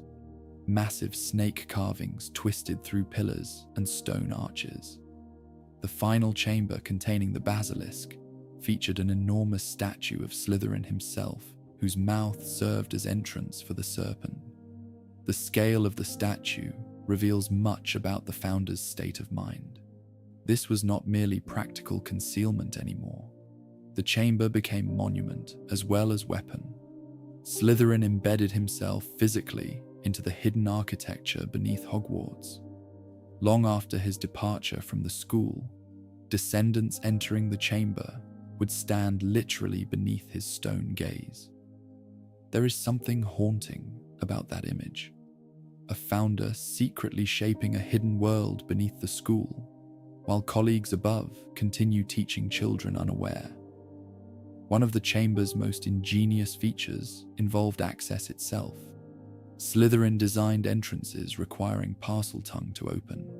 This solved multiple problems simultaneously. Ordinary students could pass nearby safely without accidental discovery. Even curious professors investigating rumors would remain locked out.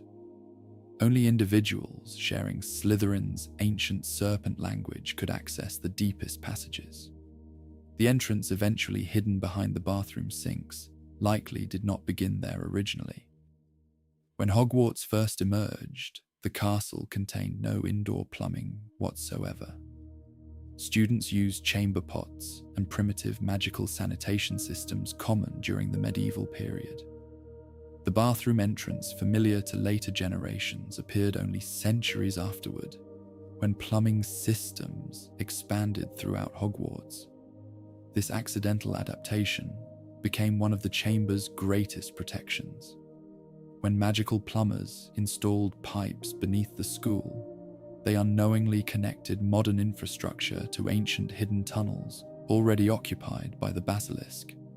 Rather than exposing the chamber, the new plumbing network actually provided the serpent with expanded mobility throughout the castle. Yet before those later modifications, Slytherin likely relied upon older concealed entrances integrated directly into forgotten corridors or underground chambers accessible only through magical command. The founder probably worked alone for much of the construction. Trusting others with knowledge of the chamber risked exposure. Even loyal followers might eventually speak carelessly or question his intentions. Secrecy became essential not only against the other founders, but against time itself. Slytherin needed the chamber to survive generations untouched. This required enchantments beyond ordinary concealment. The chamber endured for nearly 1,000 years without confirmed discovery, despite thousands of students and professors living directly above it. Such survival suggests layers of magical protection extraordinarily advanced even by founder standards. Anti-discovery charms likely redirected attention unconsciously away from hidden entrances. Ancient wards prevented accidental magical detection.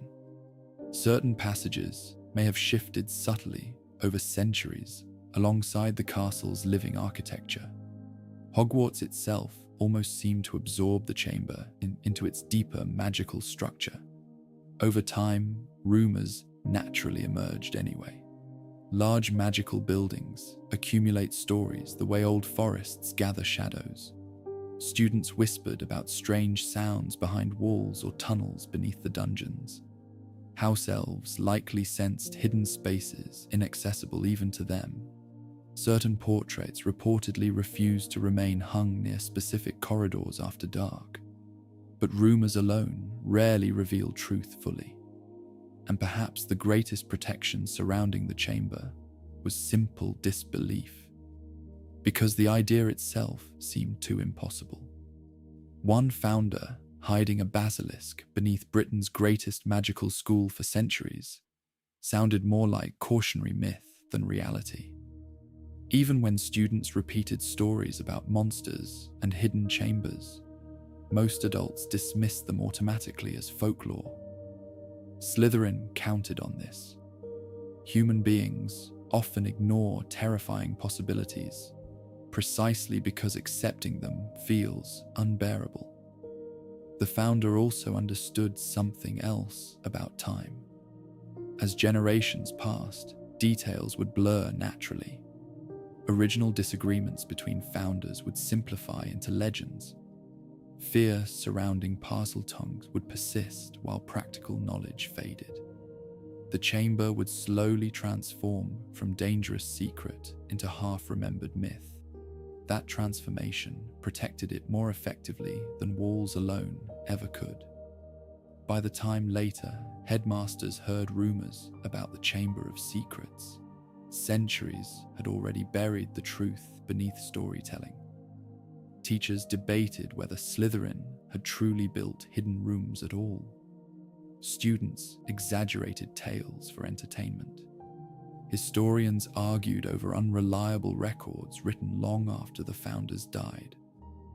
All the while, the basilisk remained physically present beneath the castle, exactly where Slytherin intended. Perhaps the most unsettling aspect of the chamber's construction lies in its patience. Modern dark wizards often seek immediate results: conquest, fear, public displays of power. Slytherin designed something quieter and far more enduring. He accepted that centuries might pass before his hidden weapon awakened fully. The chamber represented long-term ideological preservation rather than immediate violence. That kind of patience requires extraordinary conviction. Imagine Slytherin walking through unfinished underground corridors, lit only by one light, while above him students attended lessons beside the other founders. The basilisk growing slowly within hidden chambers, stone doors sealing silently behind him, ancient serpent language echoing through darkness no one else could enter. And somewhere in his mind, certainty that future descendants would eventually understand why he built it all.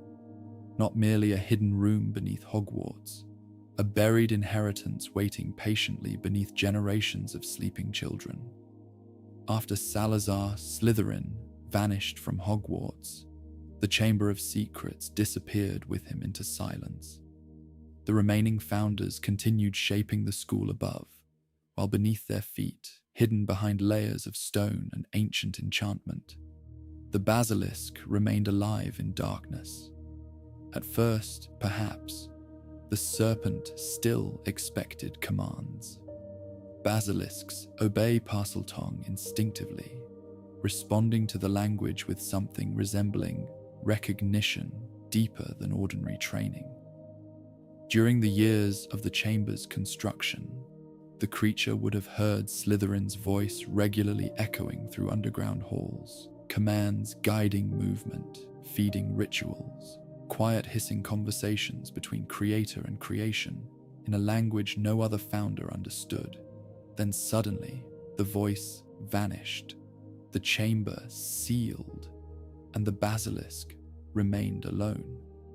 It is difficult to imagine fully what such existence might become across centuries, because no ordinary creature experiences time the way the basilisk did beneath Hogwarts. Most living things measure life through cycles. Seasons change, generations pass, companionship forms and disappears. Even isolated predators encounter shifting landscapes and competing creatures. The basilisk experienced almost none of this. Darkness remained constant.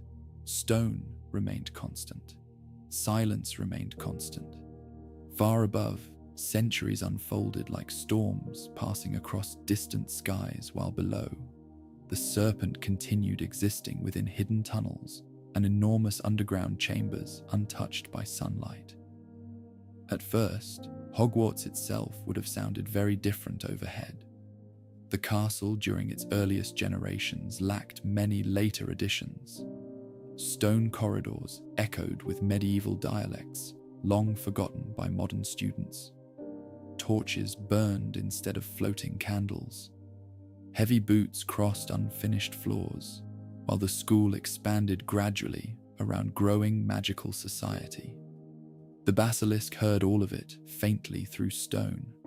Thousands of footsteps, voices in languages shifting slowly across generations, laughter drifting downward through pipes and cracks. The creature lived beneath an entire civilization while remaining almost entirely separate from it. As centuries passed, Hogwarts transformed repeatedly. Towers rose higher. Defensive enchantments strengthened. Entire wings of the castle changed purpose. Yet none of these changes disturbed the chamber deeply enough to expose it. Slytherin's hidden world endured untouched. The basilisk itself continued growing. That endless growth becomes difficult to comprehend across nearly 1,000 years. By the time Harry Potter encountered the serpent, it had reached monstrous proportions far beyond ordinary biological possibility. The creature's body filled enormous tunnels completely. Scales scraped ancient stone, polished smooth through centuries of movement. Each slow turn of its coils carried enormous physical weight contained beneath the school, and still it survived. Some magical theorists later wondered whether the chamber gradually adapted around the basilisk's increasing size, almost the way living tissue accommodates growth. Hogwarts itself possessed strange magical responsiveness, even outside the chamber. Rooms shifted subtly. Architecture evolved unpredictably. Perhaps the ancient castle unconsciously reshaped underground passages over centuries in response to the serpent hidden below. If so, Hogwarts carried the basilisk inside itself like a secret infection no one fully recognized. The question of how the serpent survived physically remains one of the chamber's greatest mysteries.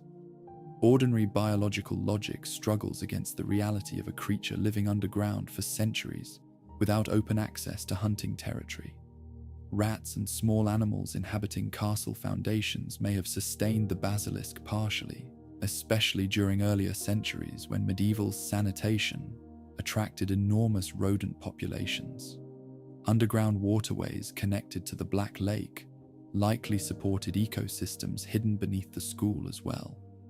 Still, such explanations feel incomplete. The basilisk's immense size would require extraordinary nourishment over time. Some historians quietly suspect descendants of Slytherin occasionally reopened the chamber long before Tom Riddle ever discovered it. Hidden feeding rituals performed secretly across generations might explain how the serpent survived so effectively while remaining concealed. Yet no definitive evidence survives. And perhaps that uncertainty deepens the chamber's strange atmosphere even further. The basilisk existed beneath Hogwarts so long that ordinary practical questions begin dissolving into something dreamlike and unreal. The creature became less like an animal hidden under a building, and more like an ancient curse sleeping beneath history itself.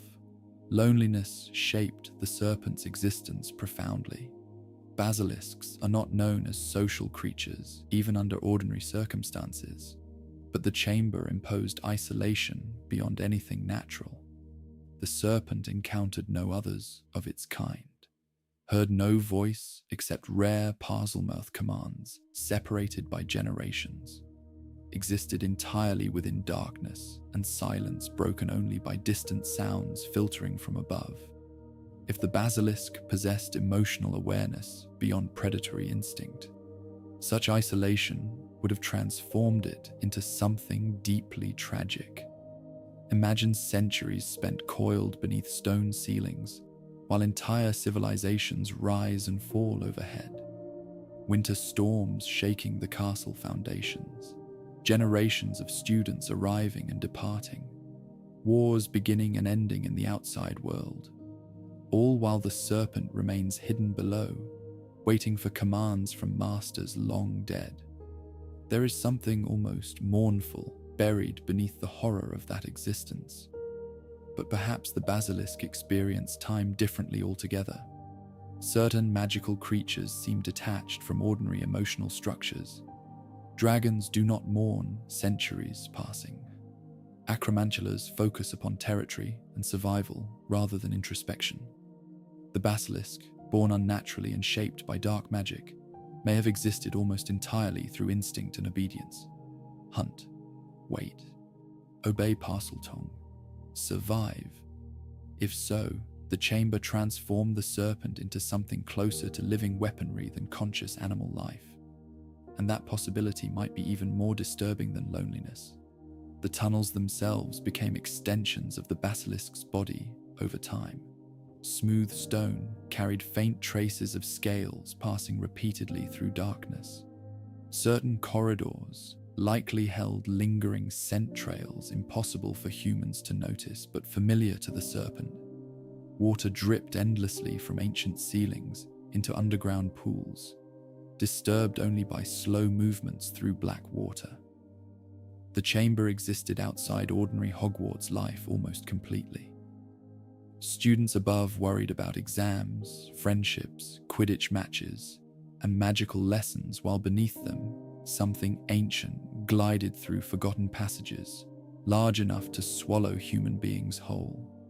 The contrast feels almost impossible, especially because generations of headmasters and professors unknowingly lived so close to the serpent for centuries. Great magical scholars slept above the chamber without realizing it existed. Some may have walked directly over hidden tunnels leading downward into darkness. Others dismissed frightened student rumors about strange sounds echoing behind walls. The basilisk remained patient. Perhaps patience itself became the creature's defining characteristic. Unlike predators driven by constant movement or territorial conflict, the serpent spent most of its existence dormant beneath the school. Long periods likely passed without hunting or direct interaction. The chamber encouraged stillness. A hidden monster survives best by remaining forgotten. And over time, the chamber truly did begin transforming into myth. Students repeated stories about Slytherin's hidden monster generation after generation. Some claimed hearing hissing voices in old corridors late at night. Others whispered about forbidden rooms beneath the dungeons. The stories changed with each century, becoming exaggerated, theatrical, almost playful at times. Yet the basilisk remained physically present throughout all of it. That reality gives the legend strange weight in retrospect. Children joked about a hidden serpent, while an actual basilisk slept beneath their feet, listening through pipes and stone. There were likely moments across the centuries when the chamber nearly revealed itself accidentally. Construction projects disturbing ancient foundations, students wandering too far into forgotten corridors, magical creatures sensing the basilisk below and reacting violently. Plumbing renovations centuries later must have created enormous risk once tunnels connected directly into castle infrastructure. And still, the secret endured. Slytherin's enchantments held. Perhaps the most unsettling aspect of the basilisk's long isolation is how naturally it became part of Hogwarts itself. The serpent survived so long beneath the school that the castle eventually seemed almost built around its existence. Ancient pipes accommodated its movement. Hidden tunnels became normalized within Hogwarts' endlessly shifting architecture. The chamber stopped feeling temporary. It became permanent, a buried organ inside the body of the school. And because it remained hidden for so long, the wizarding world gradually lost the ability to imagine the truth clearly. The Chamber of Secrets transformed into folklore precisely because accepting reality felt too terrible. A basilisk beneath Hogwarts would mean one founder intentionally embedded murder into the foundations of Britain's greatest magical institution. Most people preferred myth. The serpent waited anyway. One generation became another. Medieval robes changed into modern uniforms. Candles gave way to improved magical lighting. Entire wars passed through wizarding history overhead, while beneath the castle, the basilisk continued sleeping inside darkness older than memory. Then eventually, after centuries of silence, the chamber heard something familiar once more. Parseltongue. Not Slytherin's voice exactly, but blood recognizing blood across nearly 1,000 years. And deep beneath Hogwarts, the ancient serpent finally awakened again. By the time Tom Riddle arrived at Hogwarts, the Chamber of Secrets had already slept beneath the castle for centuries. Generations of students passed overhead without knowing the truth hidden inside the foundations of the school. The basilisk remained buried so deeply within myth that most witches and wizards no longer believed it existed at all. Even those who repeated stories about Slytherin's hidden monster treated them as half-imagined legends preserved mainly to frighten children. Then Tom Riddle heard the voice in the walls. Long before he understood exactly what the chamber was, Riddle already sensed that he differed from the people around him. At the orphanage where he spent his childhood, strange things happened around him instinctively. Objects moved without touch. Animals obeyed him. Other children feared him without fully understanding why. Riddle himself enjoyed that fear quietly. It reassured him that he possessed something others lacked. When he first discovered he could speak Parseltongue, the experience likely felt less surprising than confirming. Snakes listened to him naturally. They responded to his words with obedience and recognition. Unlike human beings, serpents never misunderstood him. They did not mock or question him. They simply answered. For a boy already growing isolated from ordinary emotional connection, the effect must have felt strangely comforting. At Hogwarts, Riddle quickly realized the castle contained layers of hidden history most students ignored completely. Brilliant, disciplined, and intensely observant, he treated the school almost like a puzzle waiting to be solved. Secret passageways fascinated him. Forgotten legends attracted him more than ordinary lessons. While other students focused on friendships or Quidditch matches, Riddle searched constantly for hidden knowledge, and eventually the castle answered. The exact moment Riddle first heard the basilisk remains uncertain, but one can imagine it easily enough. A quiet corridor late at night, the castle nearly asleep around him. Then somewhere behind stone walls, a soft hissing voice echoing through ancient pipes. A voice no one else could hear properly. The basilisk had remained silent for centuries, except when commanded. Yet hearing Parseltongue again after so long may have awakened instinctive recognition within the creature. Blood calling across generations. Slytherin's language returning at last. Riddle followed the sound. Few students in Hogwarts history possessed his combination of intelligence, patience, and obsession. Others might have become frightened, hearing mysterious voices beneath the school. Riddle became curious instead. Fear rarely controlled him for long, because he viewed fear primarily as weakness in other people. The deeper he investigated, the more fascinated he became with Salazar Slytherin himself. Learning he descended from Slytherin through his mother's bloodline transformed Riddle profoundly. Until then, he existed between worlds emotionally. An orphan, abandoned by ordinary society, yet clearly separated from ordinary people by magical ability. Discovering his connection to one of Hogwarts' founders gave him identity rooted in power and inheritance. He was not random. He belonged to an ancient bloodline feared throughout magical history. That realization intensified every darker instinct already developing inside him. The Chamber of Secrets became more than historical curiosity at that point. It became inheritance, proof that Slytherin himself anticipated descendants worthy of continuing his legacy. Riddle likely imagined the founder speaking across centuries directly to him through hidden architecture and buried secrets. There is something deeply revealing about how naturally Riddle accepted this idea.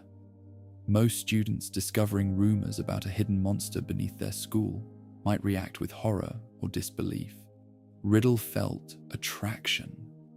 The possibility of controlling such a creature appealed to him immediately, because domination and identity had already become intertwined within his mind.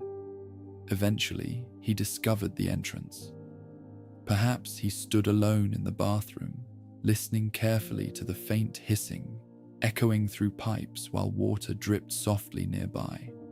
The room itself ordinary and forgettable above, while beneath the sinks lay one of the oldest secrets in magical Britain. Then came the command in Parseltongue, stone opening, ancient mechanisms shifting after centuries of silence, darkness waiting below. The descent into the chamber must have affected Riddle profoundly. Torchlight flickering against damp stone, serpent carvings twisting through walls exactly as legends described, air untouched by sunlight for generations, every step downward carrying him further from ordinary school life into the hidden world Slytherin built for his bloodline alone. And somewhere within that darkness, the basilisk waited. Descriptions of the serpent during Riddle's first encounter do not survive directly, but the effect upon him becomes obvious through everything that followed. He did not flee. He did not attempt destroying the creature or informing teachers. Instead, he mastered it. The basilisk obeyed him immediately, because Parseltongue connected them through instinct older than Hogwarts itself. Imagine the moment. An enormous serpent emerging slowly from darkness after centuries of isolation. Pale scales sliding across ancient stone, eyes capable of instant death, hidden beneath lowered lids while listening to commands. A creature feared throughout magical history, bowing its obedience before a teenage boy. For Tom Riddle, the experience must have felt intoxicating. At last, he possessed visible proof of superiority over ordinary people. Not imagined superiority, not academic achievement, actual power hidden beneath the school itself waiting for his command. The basilisk became extension of his identity almost immediately. Like Slytherin before him, Riddle saw the serpent not simply as dangerous creature, but as symbol. The basilisk represented hidden authority, bloodline inheritance, and fear transformed into obedience. It reflected the person he increasingly wanted to become. And because the chamber belonged entirely to him in secret, it also satisfied his growing need for separation from ordinary humanity. Riddle spent much of his Hogwarts life performing charm and politeness publicly. Teachers admired him, students respected him. Yet beneath the surface, he viewed most people with detached contempt. The chamber offered freedom from performance.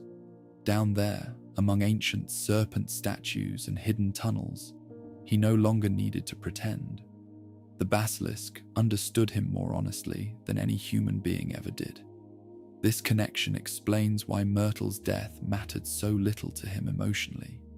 When Riddle eventually unleashed the basilisk, he did not experience the creature as horrifying. He experienced it as rightful power finally awakened. Myrtle Warren happened simply to encounter the serpent directly at the wrong moment. Her death became confirmation that the chamber and its monster were real beyond myth. And once death entered the story, Riddle crossed another irreversible boundary inside himself. The murder itself likely fascinated him intellectually as much as emotionally. Here was a creature capable of killing without spells, without wands, without witnesses understanding what truly happened. A hidden death emerging from ancient magic beneath Hogwarts itself. The secrecy appealed to him enormously. When the school panicked following Myrtle's death, Riddle watched reactions carefully. Professors searched desperately for explanations. Students whispered about curses and hidden monsters. Fear spread exactly as Slytherin intended centuries earlier. And through it all, Riddle remained calm, because he knew the truth. The chamber's reopening also taught him an important lesson about institutions. Even brilliant magical authorities struggled to imagine terrifying possibilities hidden directly beneath familiar structures. Hogwarts teachers understood fragments of the legend, but could not fully accept reality. The idea of an actual basilisk moving through pipes beneath the school felt too impossible. Riddle recognized weakness in that disbelief. People ignore horrors they cannot emotionally process. This realization would shape his entire future as Voldemort.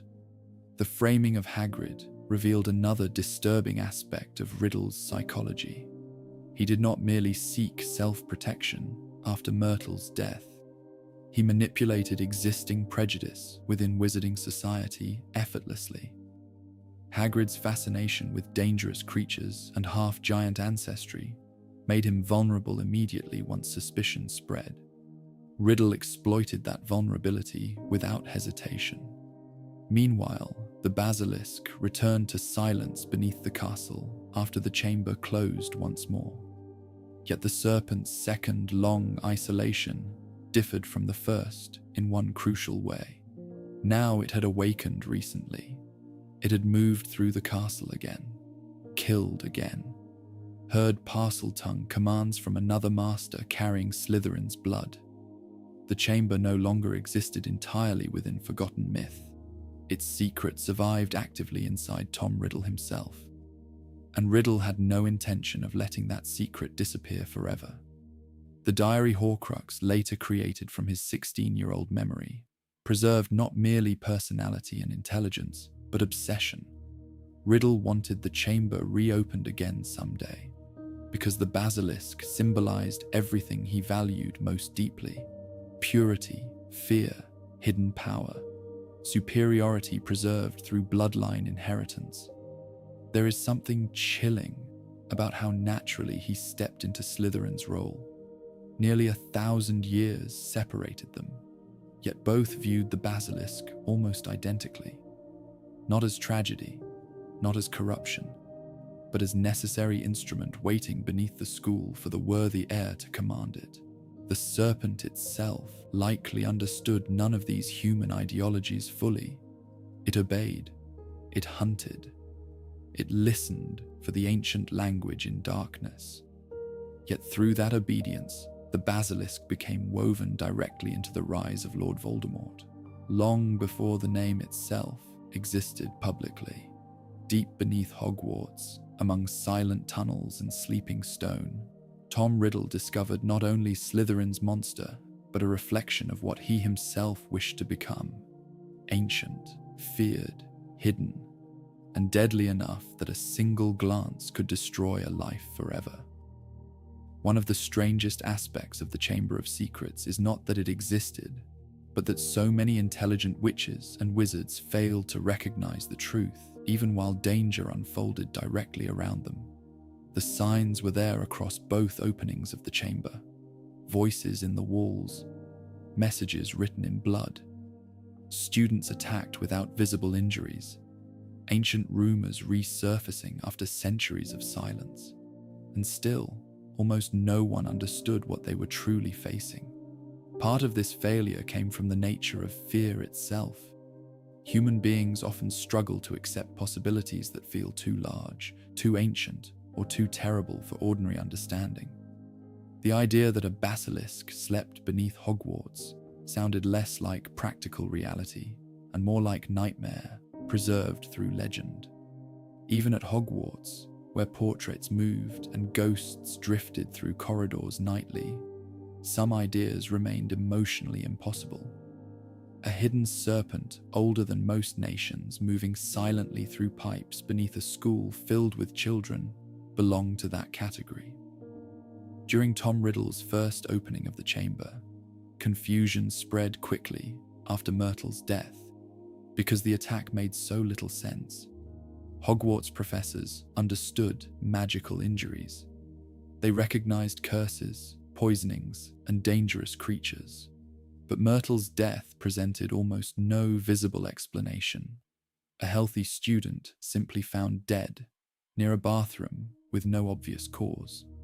Without direct witnesses surviving the encounter, identifying the basilisk became extraordinarily difficult. The serpent's greatest protection was not merely physical concealment, it was disbelief. Most magical creatures leave recognizable evidence behind. A dragon burns structures. Acromantulas leave webs and venom traces. Werewolves inflict visible wounds. The basilisk's gaze bypassed such patterns entirely. Victims often died or became petrified without signs matching known magical attacks. This confusion fractured investigations almost immediately. Professors likely searched for cursed objects, rogue spells, or hidden intruders before seriously considering an ancient basilisk. Even those familiar with chamber legends struggled to bridge the gap between myth and practical reality. Stories about Slytherin's monster had survived for centuries, precisely because people treated them symbolically rather than literally. That symbolic distance blinded them. The same pattern repeated during Harry Potter's second year at Hogwarts decades later. Once again, strange attacks spread fear throughout the school. Once again, messages appeared warning enemies of the air. Once again, students whispered about the chamber, while adults struggled to understand what was happening. And still, almost nobody guessed the truth. There is something fascinating about this collective blindness, because Hogwarts contained many brilliant minds during both incidents. Professors trained extensively in magical theory. Headmasters devoted lives to scholarship and defense. Yet knowledge itself proved strangely fragile against ancient fear and uncertainty. The attacks during Harry's second year confused investigators even more than Myrtle's death, because victims survived through indirect eye contact rather than dying outright. Petrification existed within magical medicine, but the pattern remained bizarre. Students and ghosts alike became frozen after seeing something indirectly through mirrors, cameras, water, or reflections. The clues pointed toward a creature connected to vision, yet few recognized which one. Part of the problem was simple rarity. Basilisks existed more within forbidden historical records than practical magical experience by that point. Most witches and wizards never encountered one directly. Even magical textbooks discussed the creature cautiously and briefly because breeding basilisks had remained outlawed for centuries. Knowledge fades when separated from lived experience long enough. The wizarding world remembered basilisks intellectually, but not emotionally. People knew the name without truly believing such a creature could still exist nearby. This gap between theoretical knowledge and emotional acceptance shaped nearly every failure surrounding the chamber. Students reacted differently than adults in some ways. Younger witches and wizards often believed the chamber more readily, precisely because children accept strange possibilities more easily. Rumors spread quickly through dormitories and corridors. Fear traveled through whispers late at night, while footsteps echoed across empty halls. Yet even among students, understanding remained fragmented. Some blamed Harry Potter because he spoke Parseltongue publicly. Others imagined invisible dark wizards hiding inside the castle. Many believed the chamber itself existed, while misunderstanding completely what kind of creature lived within it. The castle became saturated with uncertainty. Doors closed earlier at night. Students traveled in groups. Teachers escorted classes through corridors lined with torchlight reflecting against damp stone. The ordinary warmth of Hogwarts slowly transformed into something colder and more suspicious. And beneath all of it, the basilisk continued moving silently through pipes almost no one considered dangerous. The plumbing system itself represented another major obstacle to understanding the mystery. Modern magical society rarely associated school pipes with enormous ancient serpents. The idea sounded absurd initially. Yet Hogwarts' medieval foundations, combined with later renovations, created precisely the kind of hidden infrastructure capable of concealing the Basilisks' movement. Only someone thinking, like a Parselmouth or obsessive investigator, might even consider listening carefully to sounds within walls and pipes. Harry heard the basilisk because he unconsciously understood Parseltongue. Others heard only distant mechanical noises or nothing at all. This isolated him psychologically from both students and teachers during the crisis. He experienced evidence no one else could fully perceive. Again, the chamber exploited misunderstanding naturally. Another important factor involved institutional reputation. Hogwarts existed as Britain's greatest magical school, protected by ancient enchantments and generations of respected leadership. Admitting a basilisk lived beneath the castle would mean acknowledging catastrophic failure extending across centuries. Institutions often resist truths threatening foundational trust. Teachers searched for explanations, preserving the assumption that Hogwarts remained fundamentally safe and understandable. Even Dumbledore, brilliant as he was, lacked complete certainty initially during Harry's second year. He suspected connections surrounding the chamber, but still faced the practical difficulty of proving impossible things hidden beneath ancient magic. And Tom Riddle manipulated these uncertainties masterfully during his own time at Hogwarts. By framing Hagrid, he exploited existing prejudice against unusual magical creatures and half-giant ancestry. Authorities already feared Hagrid's fascination with dangerous beasts. Aragog provided visible evidence supporting simpler explanations. Compared to imagining an ancient basilisk hidden beneath the school, blaming an oversized spider and reckless student felt emotionally easier. People often choose believable lies over terrifying truths. Riddle understood that instinct instinctively. His manipulation succeeded partly because the real explanation sounded too fantastical, even within magical society. A founder's hidden chamber, reopened by a Parselmouth descendant, commanding a 1,000-year-old basilisk, felt almost theatrical compared to ordinary magical accidents. Yet reality does not become less true simply because it sounds impossible. The atmosphere inside Hogwarts during Harry's second year revealed how uncertainty corrodes communities gradually. Suspicion spread between houses. Muggle-born students grew terrified. Parents considered withdrawing children from school. Teachers watched corridors anxiously while pretending calm. Fear filled empty spaces left by missing understanding. And perhaps most tragically, the attacks isolated Harry himself. Because he could hear the basilisk and speak Parseltongue, other students began associating him with the chamber emotionally, long before evidence existed. Ancient wizarding's suspicion towards serpent language resurfaced almost automatically once fear entered the castle. This revealed how deeply historical prejudice surrounding Parselmouths remained embedded within magical culture. People did not fully understand why Parseltongue frightened them anymore. Yet centuries of associations involving basilisks, dark wizards, and hidden monsters survived subconsciously. Hearing Harry speak to snakes activated ancient anxieties buried beneath ordinary school life. The chamber's mystery therefore operated on multiple levels simultaneously.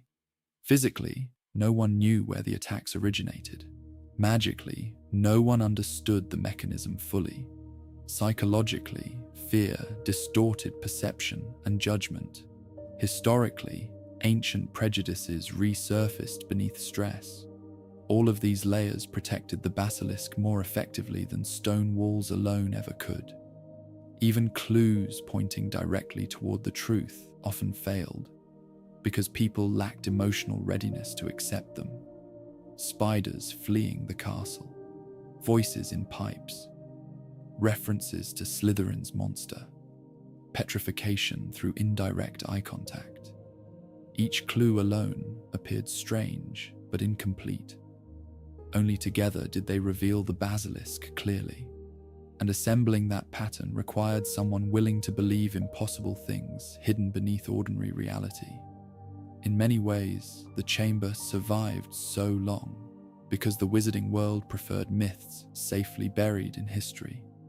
Ancient horrors become manageable once transformed into stories. People stop preparing for them seriously. They laugh nervously about legends while assuming modern life has outgrown such dangers. Hogwarts itself embodied that contradiction beautifully. A school founded partly upon idealism and magical cooperation, unknowingly carried a sleeping weapon beneath its foundations for nearly 1,000 years.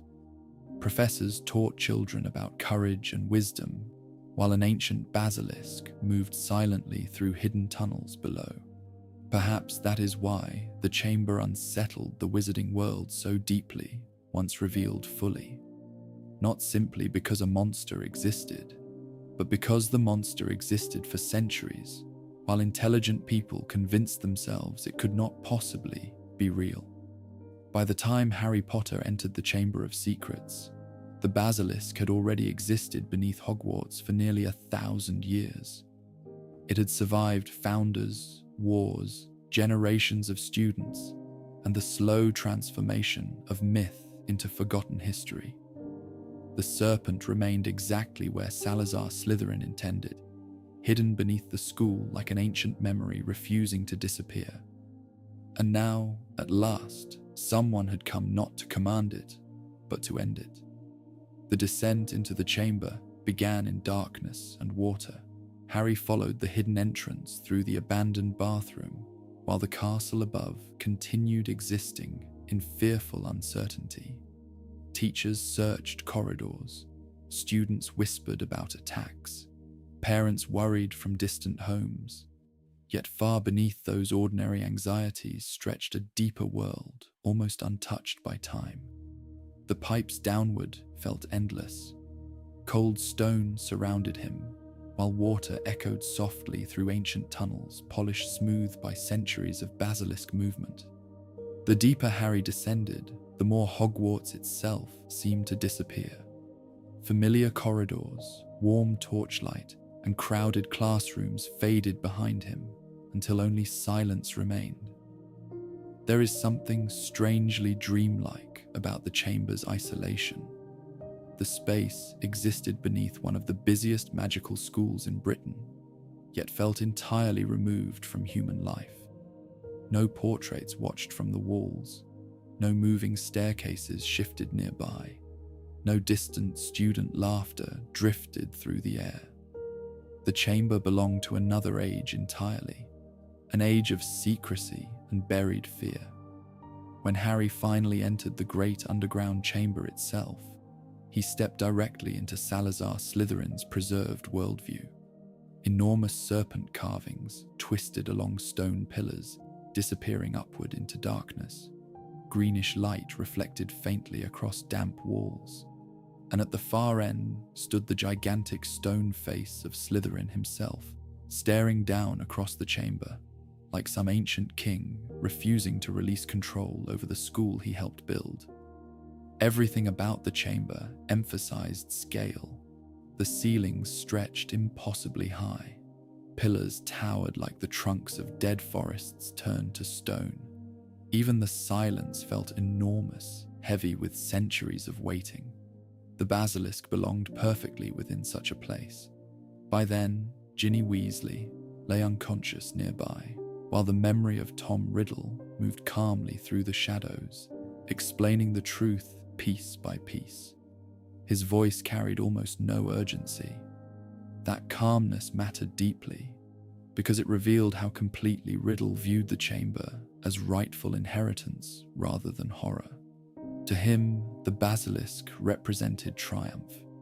Slytherin's hidden weapon had survived untouched until the proper heir awakened it once more. The attacks, the fear spreading through Hogwarts, the suffering of students, all of it validated the chamber's purpose in his eyes. Harry, however, experienced the chamber differently. Where Riddle saw legacy and superiority, Harry saw loneliness, darkness, ancient cruelty preserved beneath a school meant to protect children. Even before the basilisk appeared, the chamber carried emotional weight unlike any other place inside Hogwarts. It felt abandoned by ordinary humanity. Then came the command in Parseltongue. Riddle spoke towards Slytherin's statue, and from deep within the enormous stone mouth emerged movement hidden there for centuries.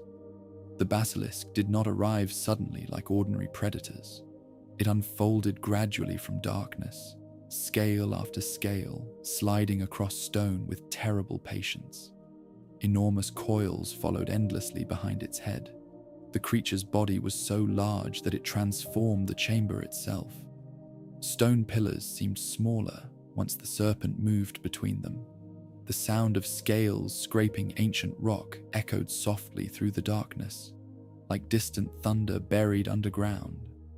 Harry could not look directly into its eyes safely, yet even indirect glimpses revealed enough to understand the full horror of the creature. This was not merely a snake enlarged through magic. The basilisk felt ancient. Its pale green scales reflected centuries spent away from sunlight. Venom dripped from enormous fangs, curved like ivory blades. Every movement carried unnatural precision, as though the serpent had spent generations mastering the silence of underground spaces. And through Parseltongue commands, it obeyed Riddle completely. That obedience mattered as much as the creature itself. The basilisk was terrifying physically, but emotionally, the greater horror came from realizing someone controlled it intentionally. Salazar Slytherin built this monster beneath a school. Tom Riddle awakened it willingly. The serpent existed not through accident, but through inheritance passed from one ambitious mind to another across centuries. The battle itself unfolded almost strangely intimate, despite the scale involved. No armies surrounded Harry. No crowds witnessed the confrontation. Deep beneath Hogwarts, one boy faced the accumulated fears of nearly 1,000 years, entirely alone, except for Fawkes the Phoenix. And Fawkes changed everything. The arrival of the Phoenix introduced a different kind of ancient magic into the chamber. Where the basilisk embodied secrecy, fear, and corruption, Fawkes represented loyalty, healing, and renewal. The contrast between them felt symbolic even before direct conflict began. Light entered the chamber for the first time in centuries. Phoenix song echoed softly through darkness, built entirely around silence and death. For perhaps the first time since Slytherin himself walked those halls, something alive and beautiful existed within the chamber without fear. Then Fawkes blinded the basilisk. The moment carried enormous symbolic weight. The creature whose gaze defined its terror lost the very eyes that made it feared. Ancient magical scholars often described phoenixes as forces of balance within the magical world, creatures appearing when courage and sacrifice intersected. Against the basilisk, the phoenix did not simply assist Harry physically. It disrupted the serpent's entire symbolic identity. Yet even blinded, the basilisk remained monstrously dangerous. The serpent no longer relied upon sight alone. It smelled, listened, struck with violent force capable of shattering stone pillars. Enormous coils crashed through the chamber, while venom splashed across ancient floors built centuries earlier by Slytherin himself. And somewhere beneath all the chaos remained the strange sadness of the creature itself. The basilisk did not choose the chamber. It did not create the ideology surrounding blood purity or hidden violence. It obeyed because obedience was woven into its existence from birth. A creature engineered for fear and isolation could become little else. Still, it hunted Harry relentlessly, because that was the only purpose ever given to it. The sword of Gryffindor, appeared at exactly the moment courage outweighed fear. A goblin-made blade hidden inside the sorting hat, emerging beneath the gaze of Slytherin's statue, almost felt like Hogwarts itself responding to the chamber at last. Founder against founder across centuries. Gryffindor's weapon entering the hidden world, Slytherin built beneath the school, and with that sword, Harry killed the basilisk. The act happened violently and quickly, compared to the centuries leading toward it. One thrust upward through the serpent's mouth into the brain, venom spraying, massive coils convulsing against stone, the ancient creature collapsing finally after nearly 1,000 years of life beneath Hogwarts. Then silence returned.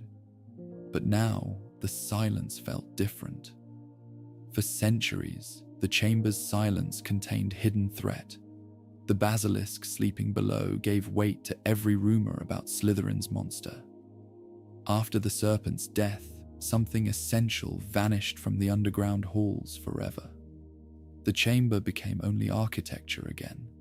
Ancient stone, empty tunnels, a dead serpent stretched across the floor beside fallen pillars and pools of venom. There is something strangely tragic about that image. The basilisk spent almost its entire existence trapped beneath the castle. It never saw sunlight, never lived freely in wilderness, never existed apart from the ambitions of wizards commanding it. Born unnaturally, imprisoned underground, awakened only to kill, and then finally destroyed by a child who inherited none of the ideologies that created it. Harry himself nearly died from basilisk venom moments later. Even in death, the serpent remained lethally dangerous. Venom entered his arm through the fang, embedded there, spreading rapidly enough that only Phoenix tears prevented another tragedy inside the chamber. Again, the contrast mattered deeply.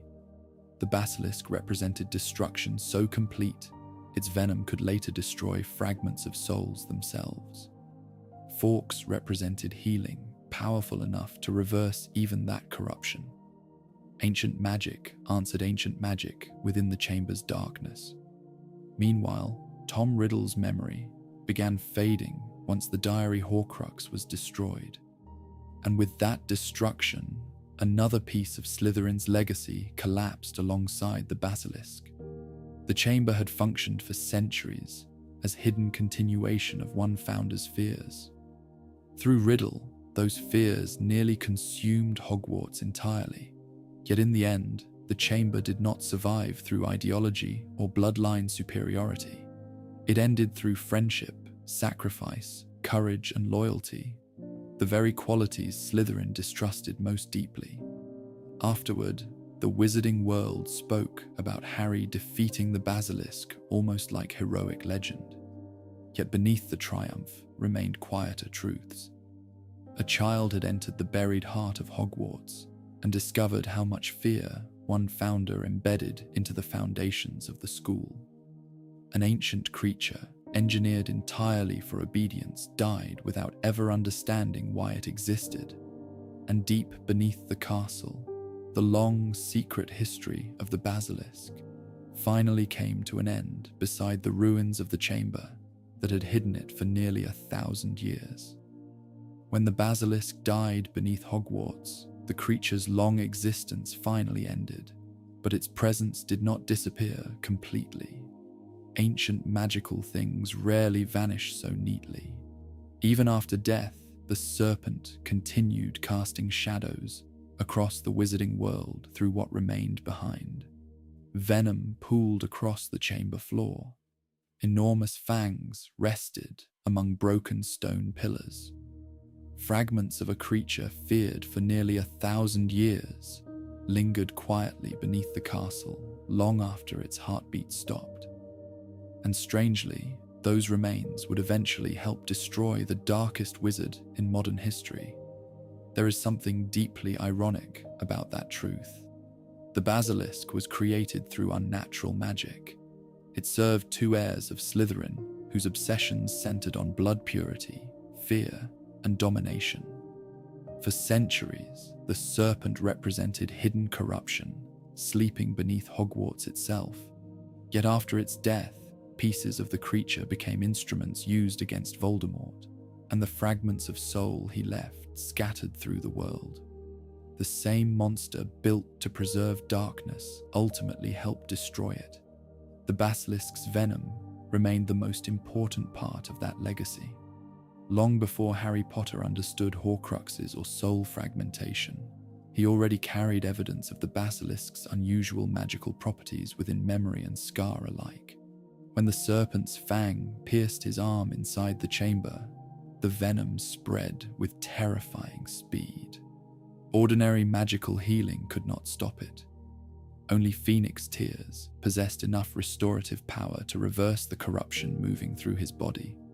This alone marked the venom as extraordinary. Most magical poisons attack flesh, blood, or nervous systems. Basilisk venom appeared to target something deeper. Healers throughout wizarding history described it almost less as poison and more as magical destruction given liquid form. Once it entered living tissue, ordinary repair became nearly impossible because the venom actively unraveled magical structures themselves. That quality would later prove essential. Centuries earlier, Herpo the Foul created the first Horcrux through acts violating the natural order of life and death.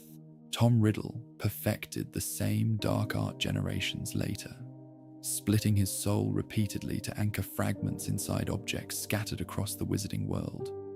Horcruxes became extraordinarily difficult to destroy because they contained pieces of living soul protected by powerful dark enchantments. Most forms of damage proved insufficient. A Horcrux could survive crushing, burning, ordinary curses, and physical destruction unless the damage carried magical force powerful enough to destroy the soul fragment itself beyond repair. Very few substances or spells possessed such capability. Basilisk venom did. This connection between Horcruxes and Basilisks feels strangely appropriate once considered carefully. Both originated through violations of natural magic. Both reflected obsessive fear of death and desire for control beyond ordinary human limits. Herpo the Foul created both the first Basilisk and the first Horcrux because his entire philosophy centered on forcing magic beyond moral boundaries, regardless of consequence. And in the end, one unnatural creation helped destroy the other. Harry unknowingly destroyed Tom Riddle's diary Horcrux, using a basilisk fang inside the chamber itself. At the time, he understood only that the fang pierced the diary, and dark ink poured outward unnaturally. Yet the destruction happening beneath the surface involved far more than physical damage. The venom consumed the fragment of soul hidden inside the diary completely. A piece of Voldemort died beneath Hogwarts because of the Basilisk's poison. Years later, when Dumbledore explained Horcruxes more fully, the significance of that moment became clear. Basilisk venom joined a very short list of forces capable of erasing soul fragments permanently.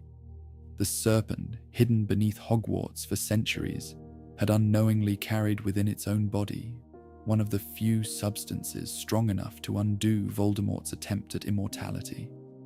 The irony deepened further when Ron and Hermione later returned to the chamber during the Battle of Hogwarts. By then, the Basilisk's corpse had rested beneath the castle for years, yet the chamber remained sealed below the school, carrying echoes of ancient fear and hidden violence. Somewhere among those underground ruins still lay the dead serpent Harry killed during his second year. Ron opened the chamber, using Parseltongue he imperfectly imitated from hearing Harry speak in his sleep. That detail matters emotionally, because it reveals how thoroughly the chamber's secrecy had begun unraveling. Slytherin built the hidden world beneath Hogwarts around exclusivity and bloodline inheritance. Yet now ordinary students entered the chamber to destroy the very ideology it preserved. The basilisk's fangs remained there waiting, ancient venom preserved inside dead ivory, curved beneath the statue of Slytherin himself. Hermione and Ron took the fangs specifically because they understood what the venom could accomplish. A creature once worshipped by heirs of Slytherin became resource for dismantling Voldemort's immortality piece by piece. There is something almost poetic in that transformation. For centuries, the basilisk symbolized fear without restraint. Its gaze killed instantly. Its venom destroyed almost anything it touched. Wizards spoke its name with unease, because the creature represented magical corruption embodied physically. Yet after death, those same destructive qualities became strangely purifying. Horcruxes depended upon twisted preservation of damaged souls. Basilisk venom stripped those false protections away entirely. It destroyed what should never have existed naturally. In this sense, the serpent's poison became almost corrective, undoing magical violations by consuming them absolutely. Ancient magic often behaves through strange balance. The chamber itself reflected this balance after the basilisk's death. Once a hidden prison preserving fear across centuries, it gradually transformed into something else entirely. Students who later entered the chamber no longer found living terror waiting in darkness. They found remains, silence, evidence of old mistakes. The basilisk had finally become history rather than threat.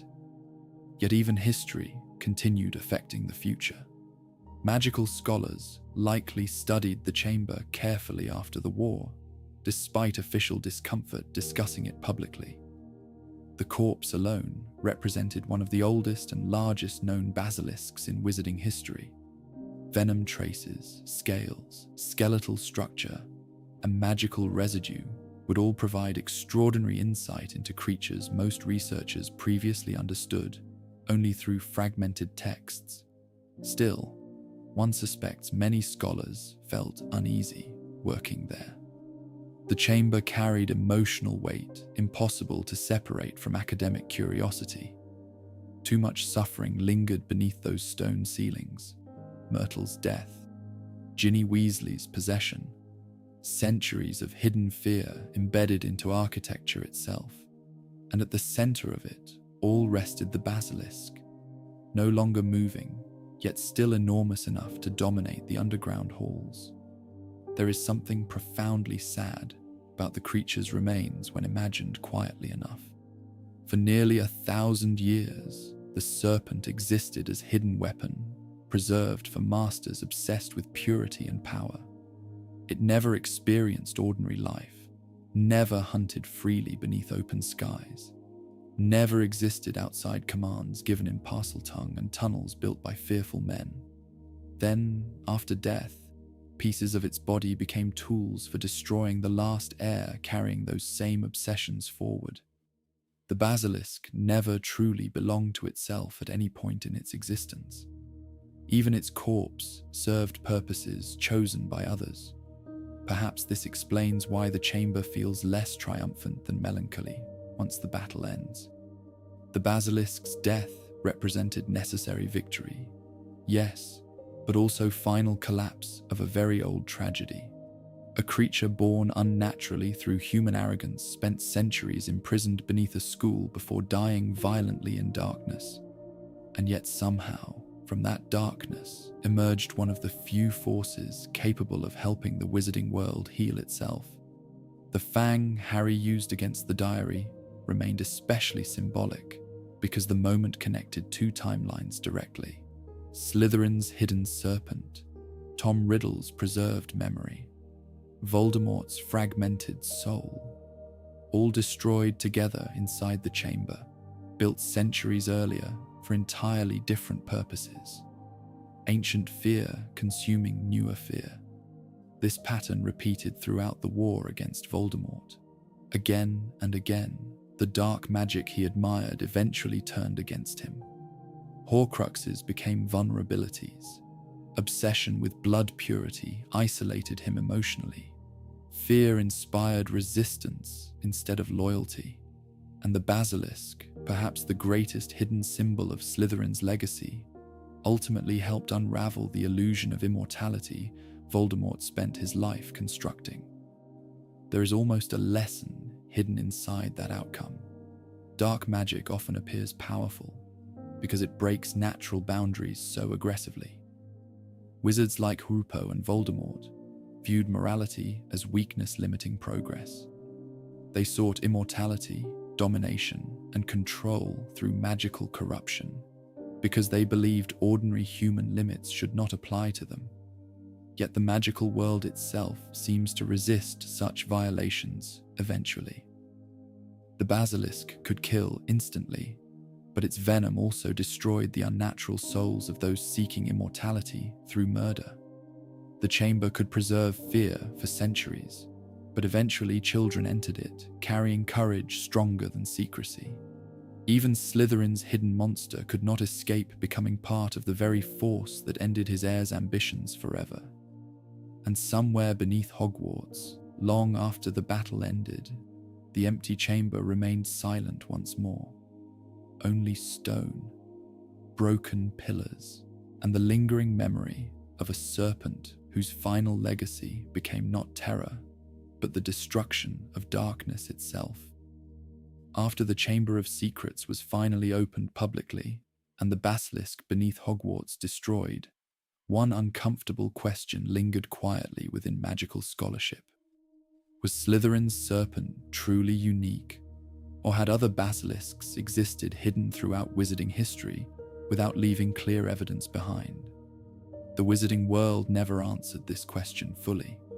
Part of the uncertainty came from the nature of basilisks themselves. They were creatures designed almost perfectly for secrecy. They moved underground, inspired immediate terror, left few surviving witnesses. And because their creation was outlawed so aggressively for centuries, most evidence surrounding them disappeared into fragmented records, rumors, and half-destroyed texts. It became surprisingly difficult to separate truth from myth. Official magical history generally preferred treating the Hogwarts basilisk as extraordinary and singular. This version of events comforted people. One hidden serpent beneath one school, founded by one controversial wizard, felt containable emotionally. The alternative possibility that multiple basilisks may have existed across different centuries and locations carried implications many witches and wizards preferred not to examine too closely. Because if Slytherin created one successfully, others could have done the same. And history repeatedly demonstrates that forbidden magic rarely remains confined to a single individual forever. Herpo the Foul created the first known basilisk centuries before Hogwarts existed. His methods spread through hidden texts and whispered magical traditions despite official bans. Dark wizards obsessed with serpents, bloodlines, or creature experimentation almost certainly searched for those secrets afterward. Some would have failed. Others may have disappeared before completing the ritual, but perhaps not all of them. There are strange gaps scattered throughout medieval magical history that later scholars occasionally pointed toward with quiet unease. Entire villages abandoned without visible explanation. Underground ruins sealed permanently by magical authorities. Accounts describing giant serpents dismissed officially as exaggeration, despite oddly consistent details appearing across different regions. None of these stories prove additional basilisks existed, yet neither do they disappear entirely once noticed. One particularly persistent legend emerged from parts of southern Europe during the late medieval period. Travelers described ruined tunnels beneath an abandoned fortress, where animals reportedly died suddenly after wandering too deep underground. Local magical communities sealed the entrances repeatedly, claiming poisonous air filled the chambers, yet surviving descriptions mention smooth stone passages and strange hissing echoes heard at night beneath the hills. The details feel familiar. Another story appeared centuries later in eastern regions near old magical trade routes crossing isolated mountain valleys. Several caravan animals reportedly froze in place mysteriously after handlers claimed seeing enormous pale eyes reflecting from underground water tunnels. Official investigations concluded exposure to cursed magical residue caused hallucinations among survivors. Still, the stories survived. The problem with basilisk evidence is that the creature naturally destroys certainty around itself. Direct witnesses often die instantly. Indirect survivors experience confusion, petrification, or fragmented memory. Fear spreads faster than reliable documentation. By the time magical authorities investigate properly, physical traces may already vanish. And unlike dragons or giant trolls, basilisks do not remain visible once hidden. A serpent concealed beneath caves, castles, or underground waterways might survive for years without clear detection if left undisturbed, especially in earlier centuries before modern magical departments developed systematic creature tracking methods. Some magical historians also noted peculiar architectural patterns surrounding certain old pureblood estates. Ancient manor houses occasionally contained sealed lower chambers, no longer connected to ordinary castle foundations. In a few surviving records, magical inheritance disputes mentioned forbidden tunnels or collapsed underground passages quietly removed from official maps. Most such spaces probably held nothing more dangerous than forgotten storage or abandoned ritual rooms. But the secrecy itself invites speculation. Slytherin's chamber survived beneath Hogwarts precisely because hidden architecture becomes invisible over time.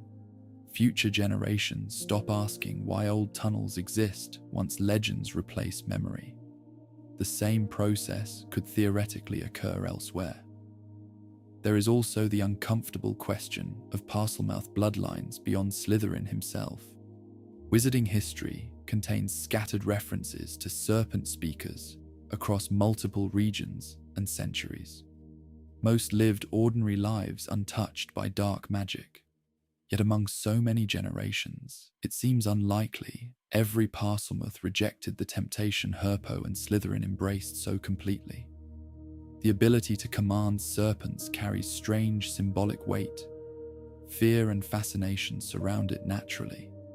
For ambitious individuals already isolated by wizarding suspicion, the possibility of controlling a basilisk might feel less monstrous and more validating.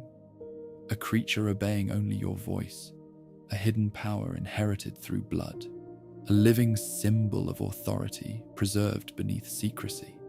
Such temptations do not vanish easily from human imagination, and perhaps that is why magical authorities reacted so aggressively whenever basilisk rumors emerged, even centuries after official breeding bans.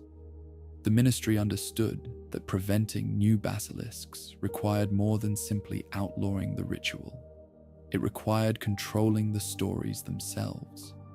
Fear spreads through imagination faster than through evidence. Imagine being a young wizard fascinated by ancient magical creatures and discovering references to Slytherin's hidden serpent surviving beneath Hogwarts for centuries undetected. The story itself almost invites dangerous curiosity. If one basilisk remained hidden successfully that long, what else might still exist beneath forgotten ruins or abandoned magical settlements? The wizarding world has always contained hidden spaces, old wells beneath villages, collapsed catacombs beneath castles, cave systems untouched by modern magical mapping, entire forests avoided for generations because local stories warn against entering after dark. Most of these places likely conceal nothing supernatural beyond ordinary magical wildlife and accumulated superstition. Yet the existence of the Chamber of Secrets changed something permanently within wizarding consciousness. After Hogwarts, people could no longer dismiss every impossible serpent story entirely.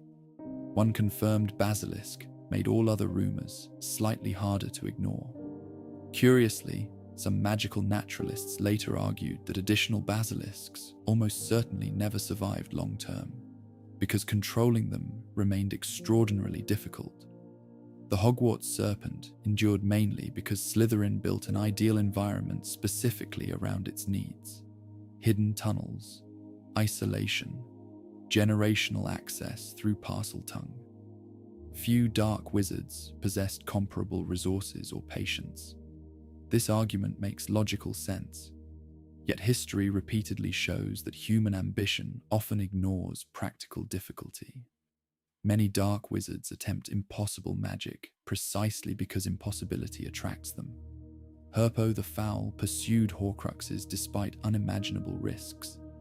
Voldemort split his soul repeatedly beyond what even dark scholars considered survivable. The existence of danger rarely discourages individuals obsessed with power and legacy. If anything, danger often increases attraction. There is another possibility too, quieter and more unsettling. Perhaps some rumored basilisks truly existed briefly, but died unnoticed before discovery. The creature's unnatural biology may make long-term survival difficult outside carefully controlled conditions. A hidden serpent trapped within underground ruins without proper food or guidance might eventually collapse into isolation and starvation beneath the earth, leaving only fragmented legends afterward. Imagine forgotten tunnels beneath ancient stone somewhere deep in Europe, where enormous bones still lie undisturbed beneath collapsed ceilings. A failed dark wizard's secret buried so completely that history forgot the attempt itself. The wizarding world contains many such buried histories. Magic often leaves traces while losing context. A petrified animal discovered in old ruins, strange scratches along underground stone, villages abandoned after mysterious deaths no healer could explain properly. None of these prove basilisks existed elsewhere, yet together they create atmosphere difficult to dismiss entirely, and perhaps uncertainty itself became part of the creature's lasting power. The basilisk occupies a unique place within magical imagination, because it exists somewhere between documented creature and ancient nightmare. Wizards know enough to fear it, but not enough to feel complete mastery over the subject. Even after the chamber's destruction, the serpent retains mystery impossible to erase completely. There may never be another confirmed basilisk again. The ministry continues prohibiting their creation aggressively. Modern magical society understands the dangers too clearly after Voldemort and the Chamber of Secrets. Most witches and wizards would react with horror rather than fascination upon hearing rumors of a new serpent hidden underground. Yet history has a habit of repeating itself quietly. Forbidden knowledge rarely disappears completely. Hidden texts survive in private collections. Ancient bloodlines continue carrying forgotten abilities forward. Somewhere, perhaps, there are still old tunnels sealed beneath ruined estates where serpent carvings remain untouched by time. And deep within wizarding culture, the basilisk still lingers not merely as creature, but as possibility. A reminder that some monsters are not born naturally into the world. They are imagined first, then hidden, then forgotten long enough for someone dangerous to become curious about them again. Even after the basilisk beneath Hogwarts died, serpents never fully lost their uneasy place within wizarding culture. The creature itself was gone, the chamber sealed once more beneath layers of stone and memory. Yet the symbolism surrounding snakes endured everywhere throughout the magical world. It survived in house banners, whispered suspicions, old bloodlines, and stories told carefully beside fireplaces long after children should have been asleep. The fear surrounding serpents was never really about snakes alone. It was about what snakes came to represent. For centuries, wizarding society attached ideas to serpents that extended far beyond ordinary creatures. Silence, secrecy, patience, hidden danger. Ancient knowledge preserved away from ordinary people. The basilisk intensified all those associations until the serpent itself became almost inseparable from the darker corners of magical history. And because Salazar Slytherin chose the snake as the symbol of his house, generations of students inherited those associations whether they wanted them or not. This created a strange contradiction inside Hogwarts itself. Slytherin House produced many intelligent, ambitious, and capable witches and wizards entirely unrelated to dark magic. Yet the house also carried centuries of inherited suspicion because of its founders' beliefs and the hidden chamber beneath the school. Students entering Slytherin often discovered other houses already feared them slightly before conversations even began. Symbols shape emotion quietly over time. The serpent banner hanging within Slytherin common rooms did not merely represent ambition anymore.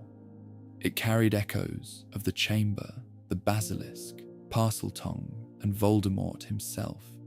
Even students with no interest in blood purity or dark magic still inherited the emotional weight attached to those symbols across generations.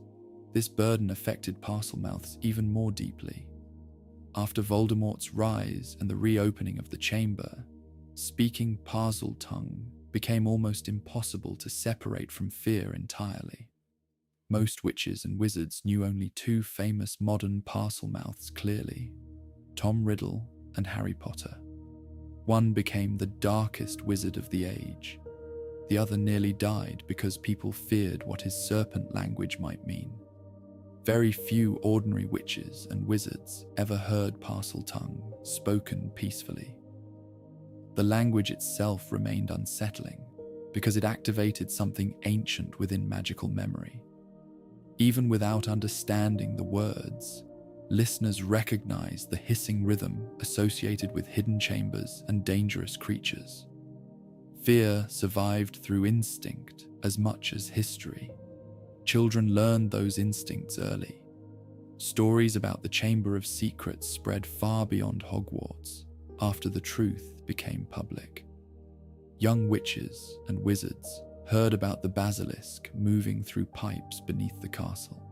Parents warned children never to trust strange voices or hidden rooms. Magical newspapers described the attacks with fearful fascination. Over time, the story settled into wizarding culture, almost like a modern fairy tale, carrying older fears forward. And beneath the storytelling remained a deeper emotional truth. The basilisk represented what happens when fear and ambition separate themselves completely from compassion. Salazar Slytherin feared the outside world genuinely. He feared persecution, instability, and the possible destruction of magical society.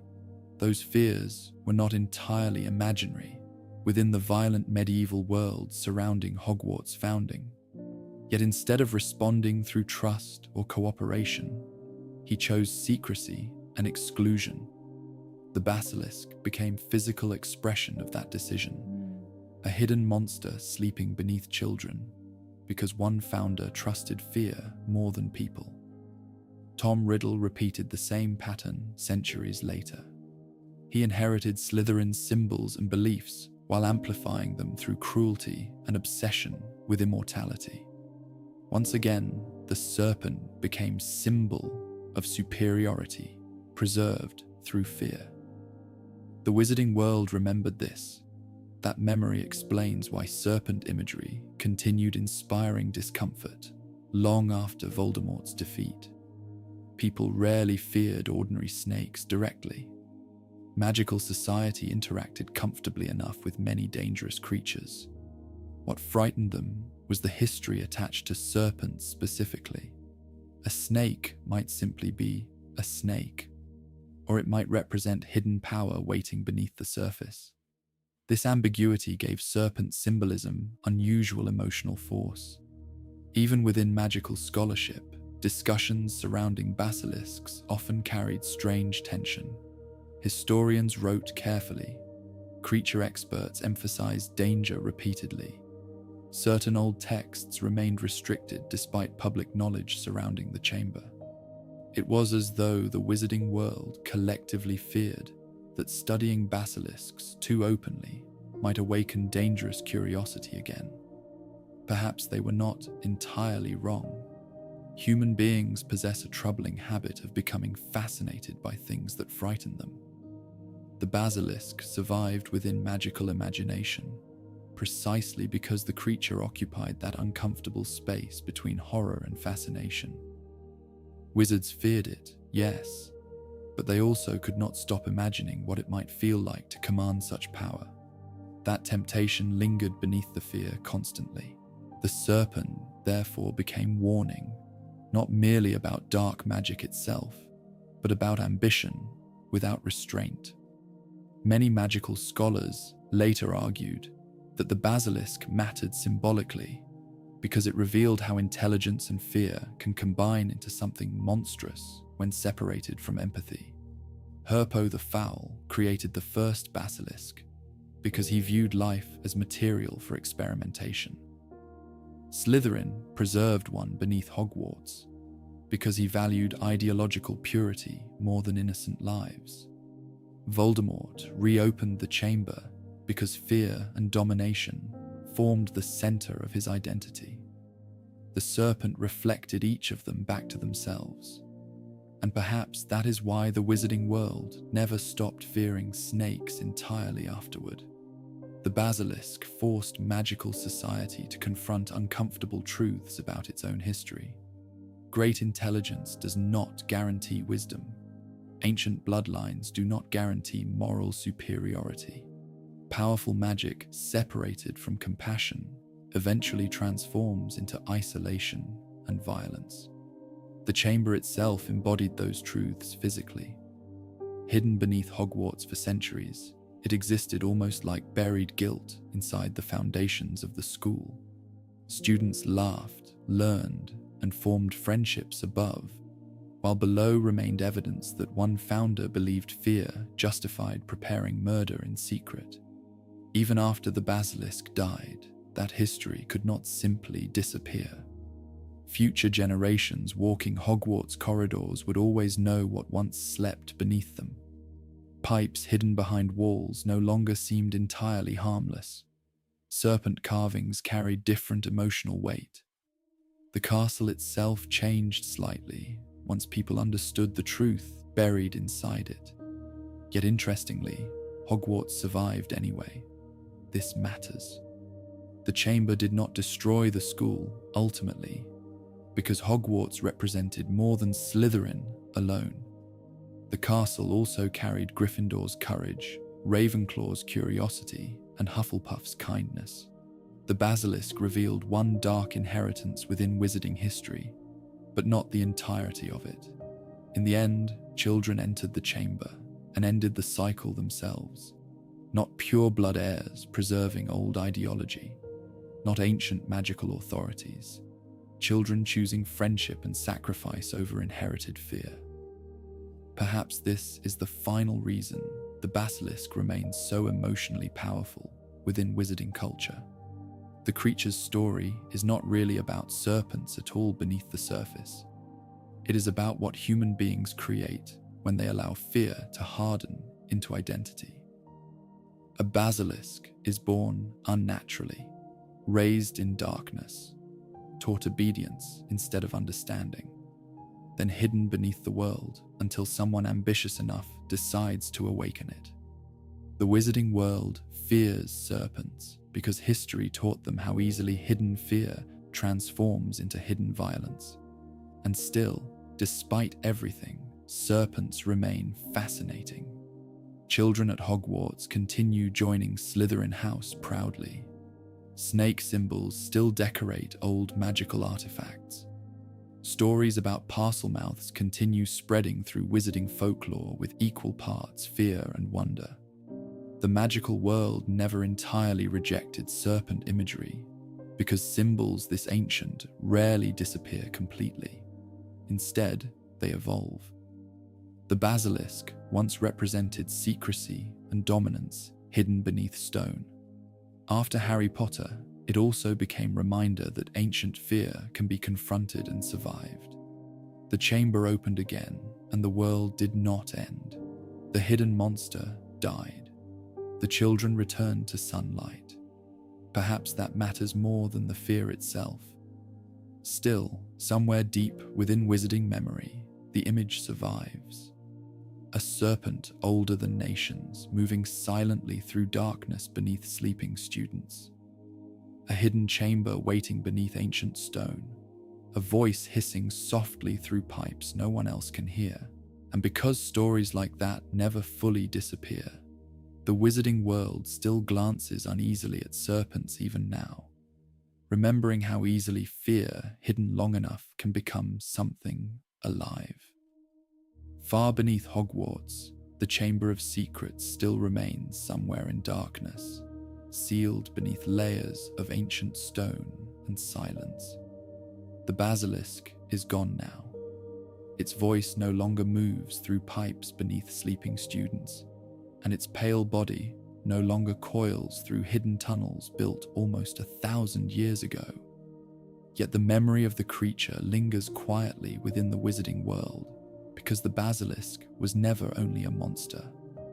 It was the final result of fear, left alone too long in darkness, shaped by ambition and preserved through secrecy across generations. Perhaps that is why the story continues to endure. Not because witches and wizards fear snakes, but because they recognize something familiar inside the choices that created the basilisk in the first place. The desire to control, the temptation to isolate, the belief that power matters more than understanding. And somewhere above those buried chambers, Hogwarts continues exactly as it always has. Students laugh beside moving staircases, candles drift through the Great Hall, and young witches and wizards walk the corridors unaware of how close the castle once came to becoming something very different entirely.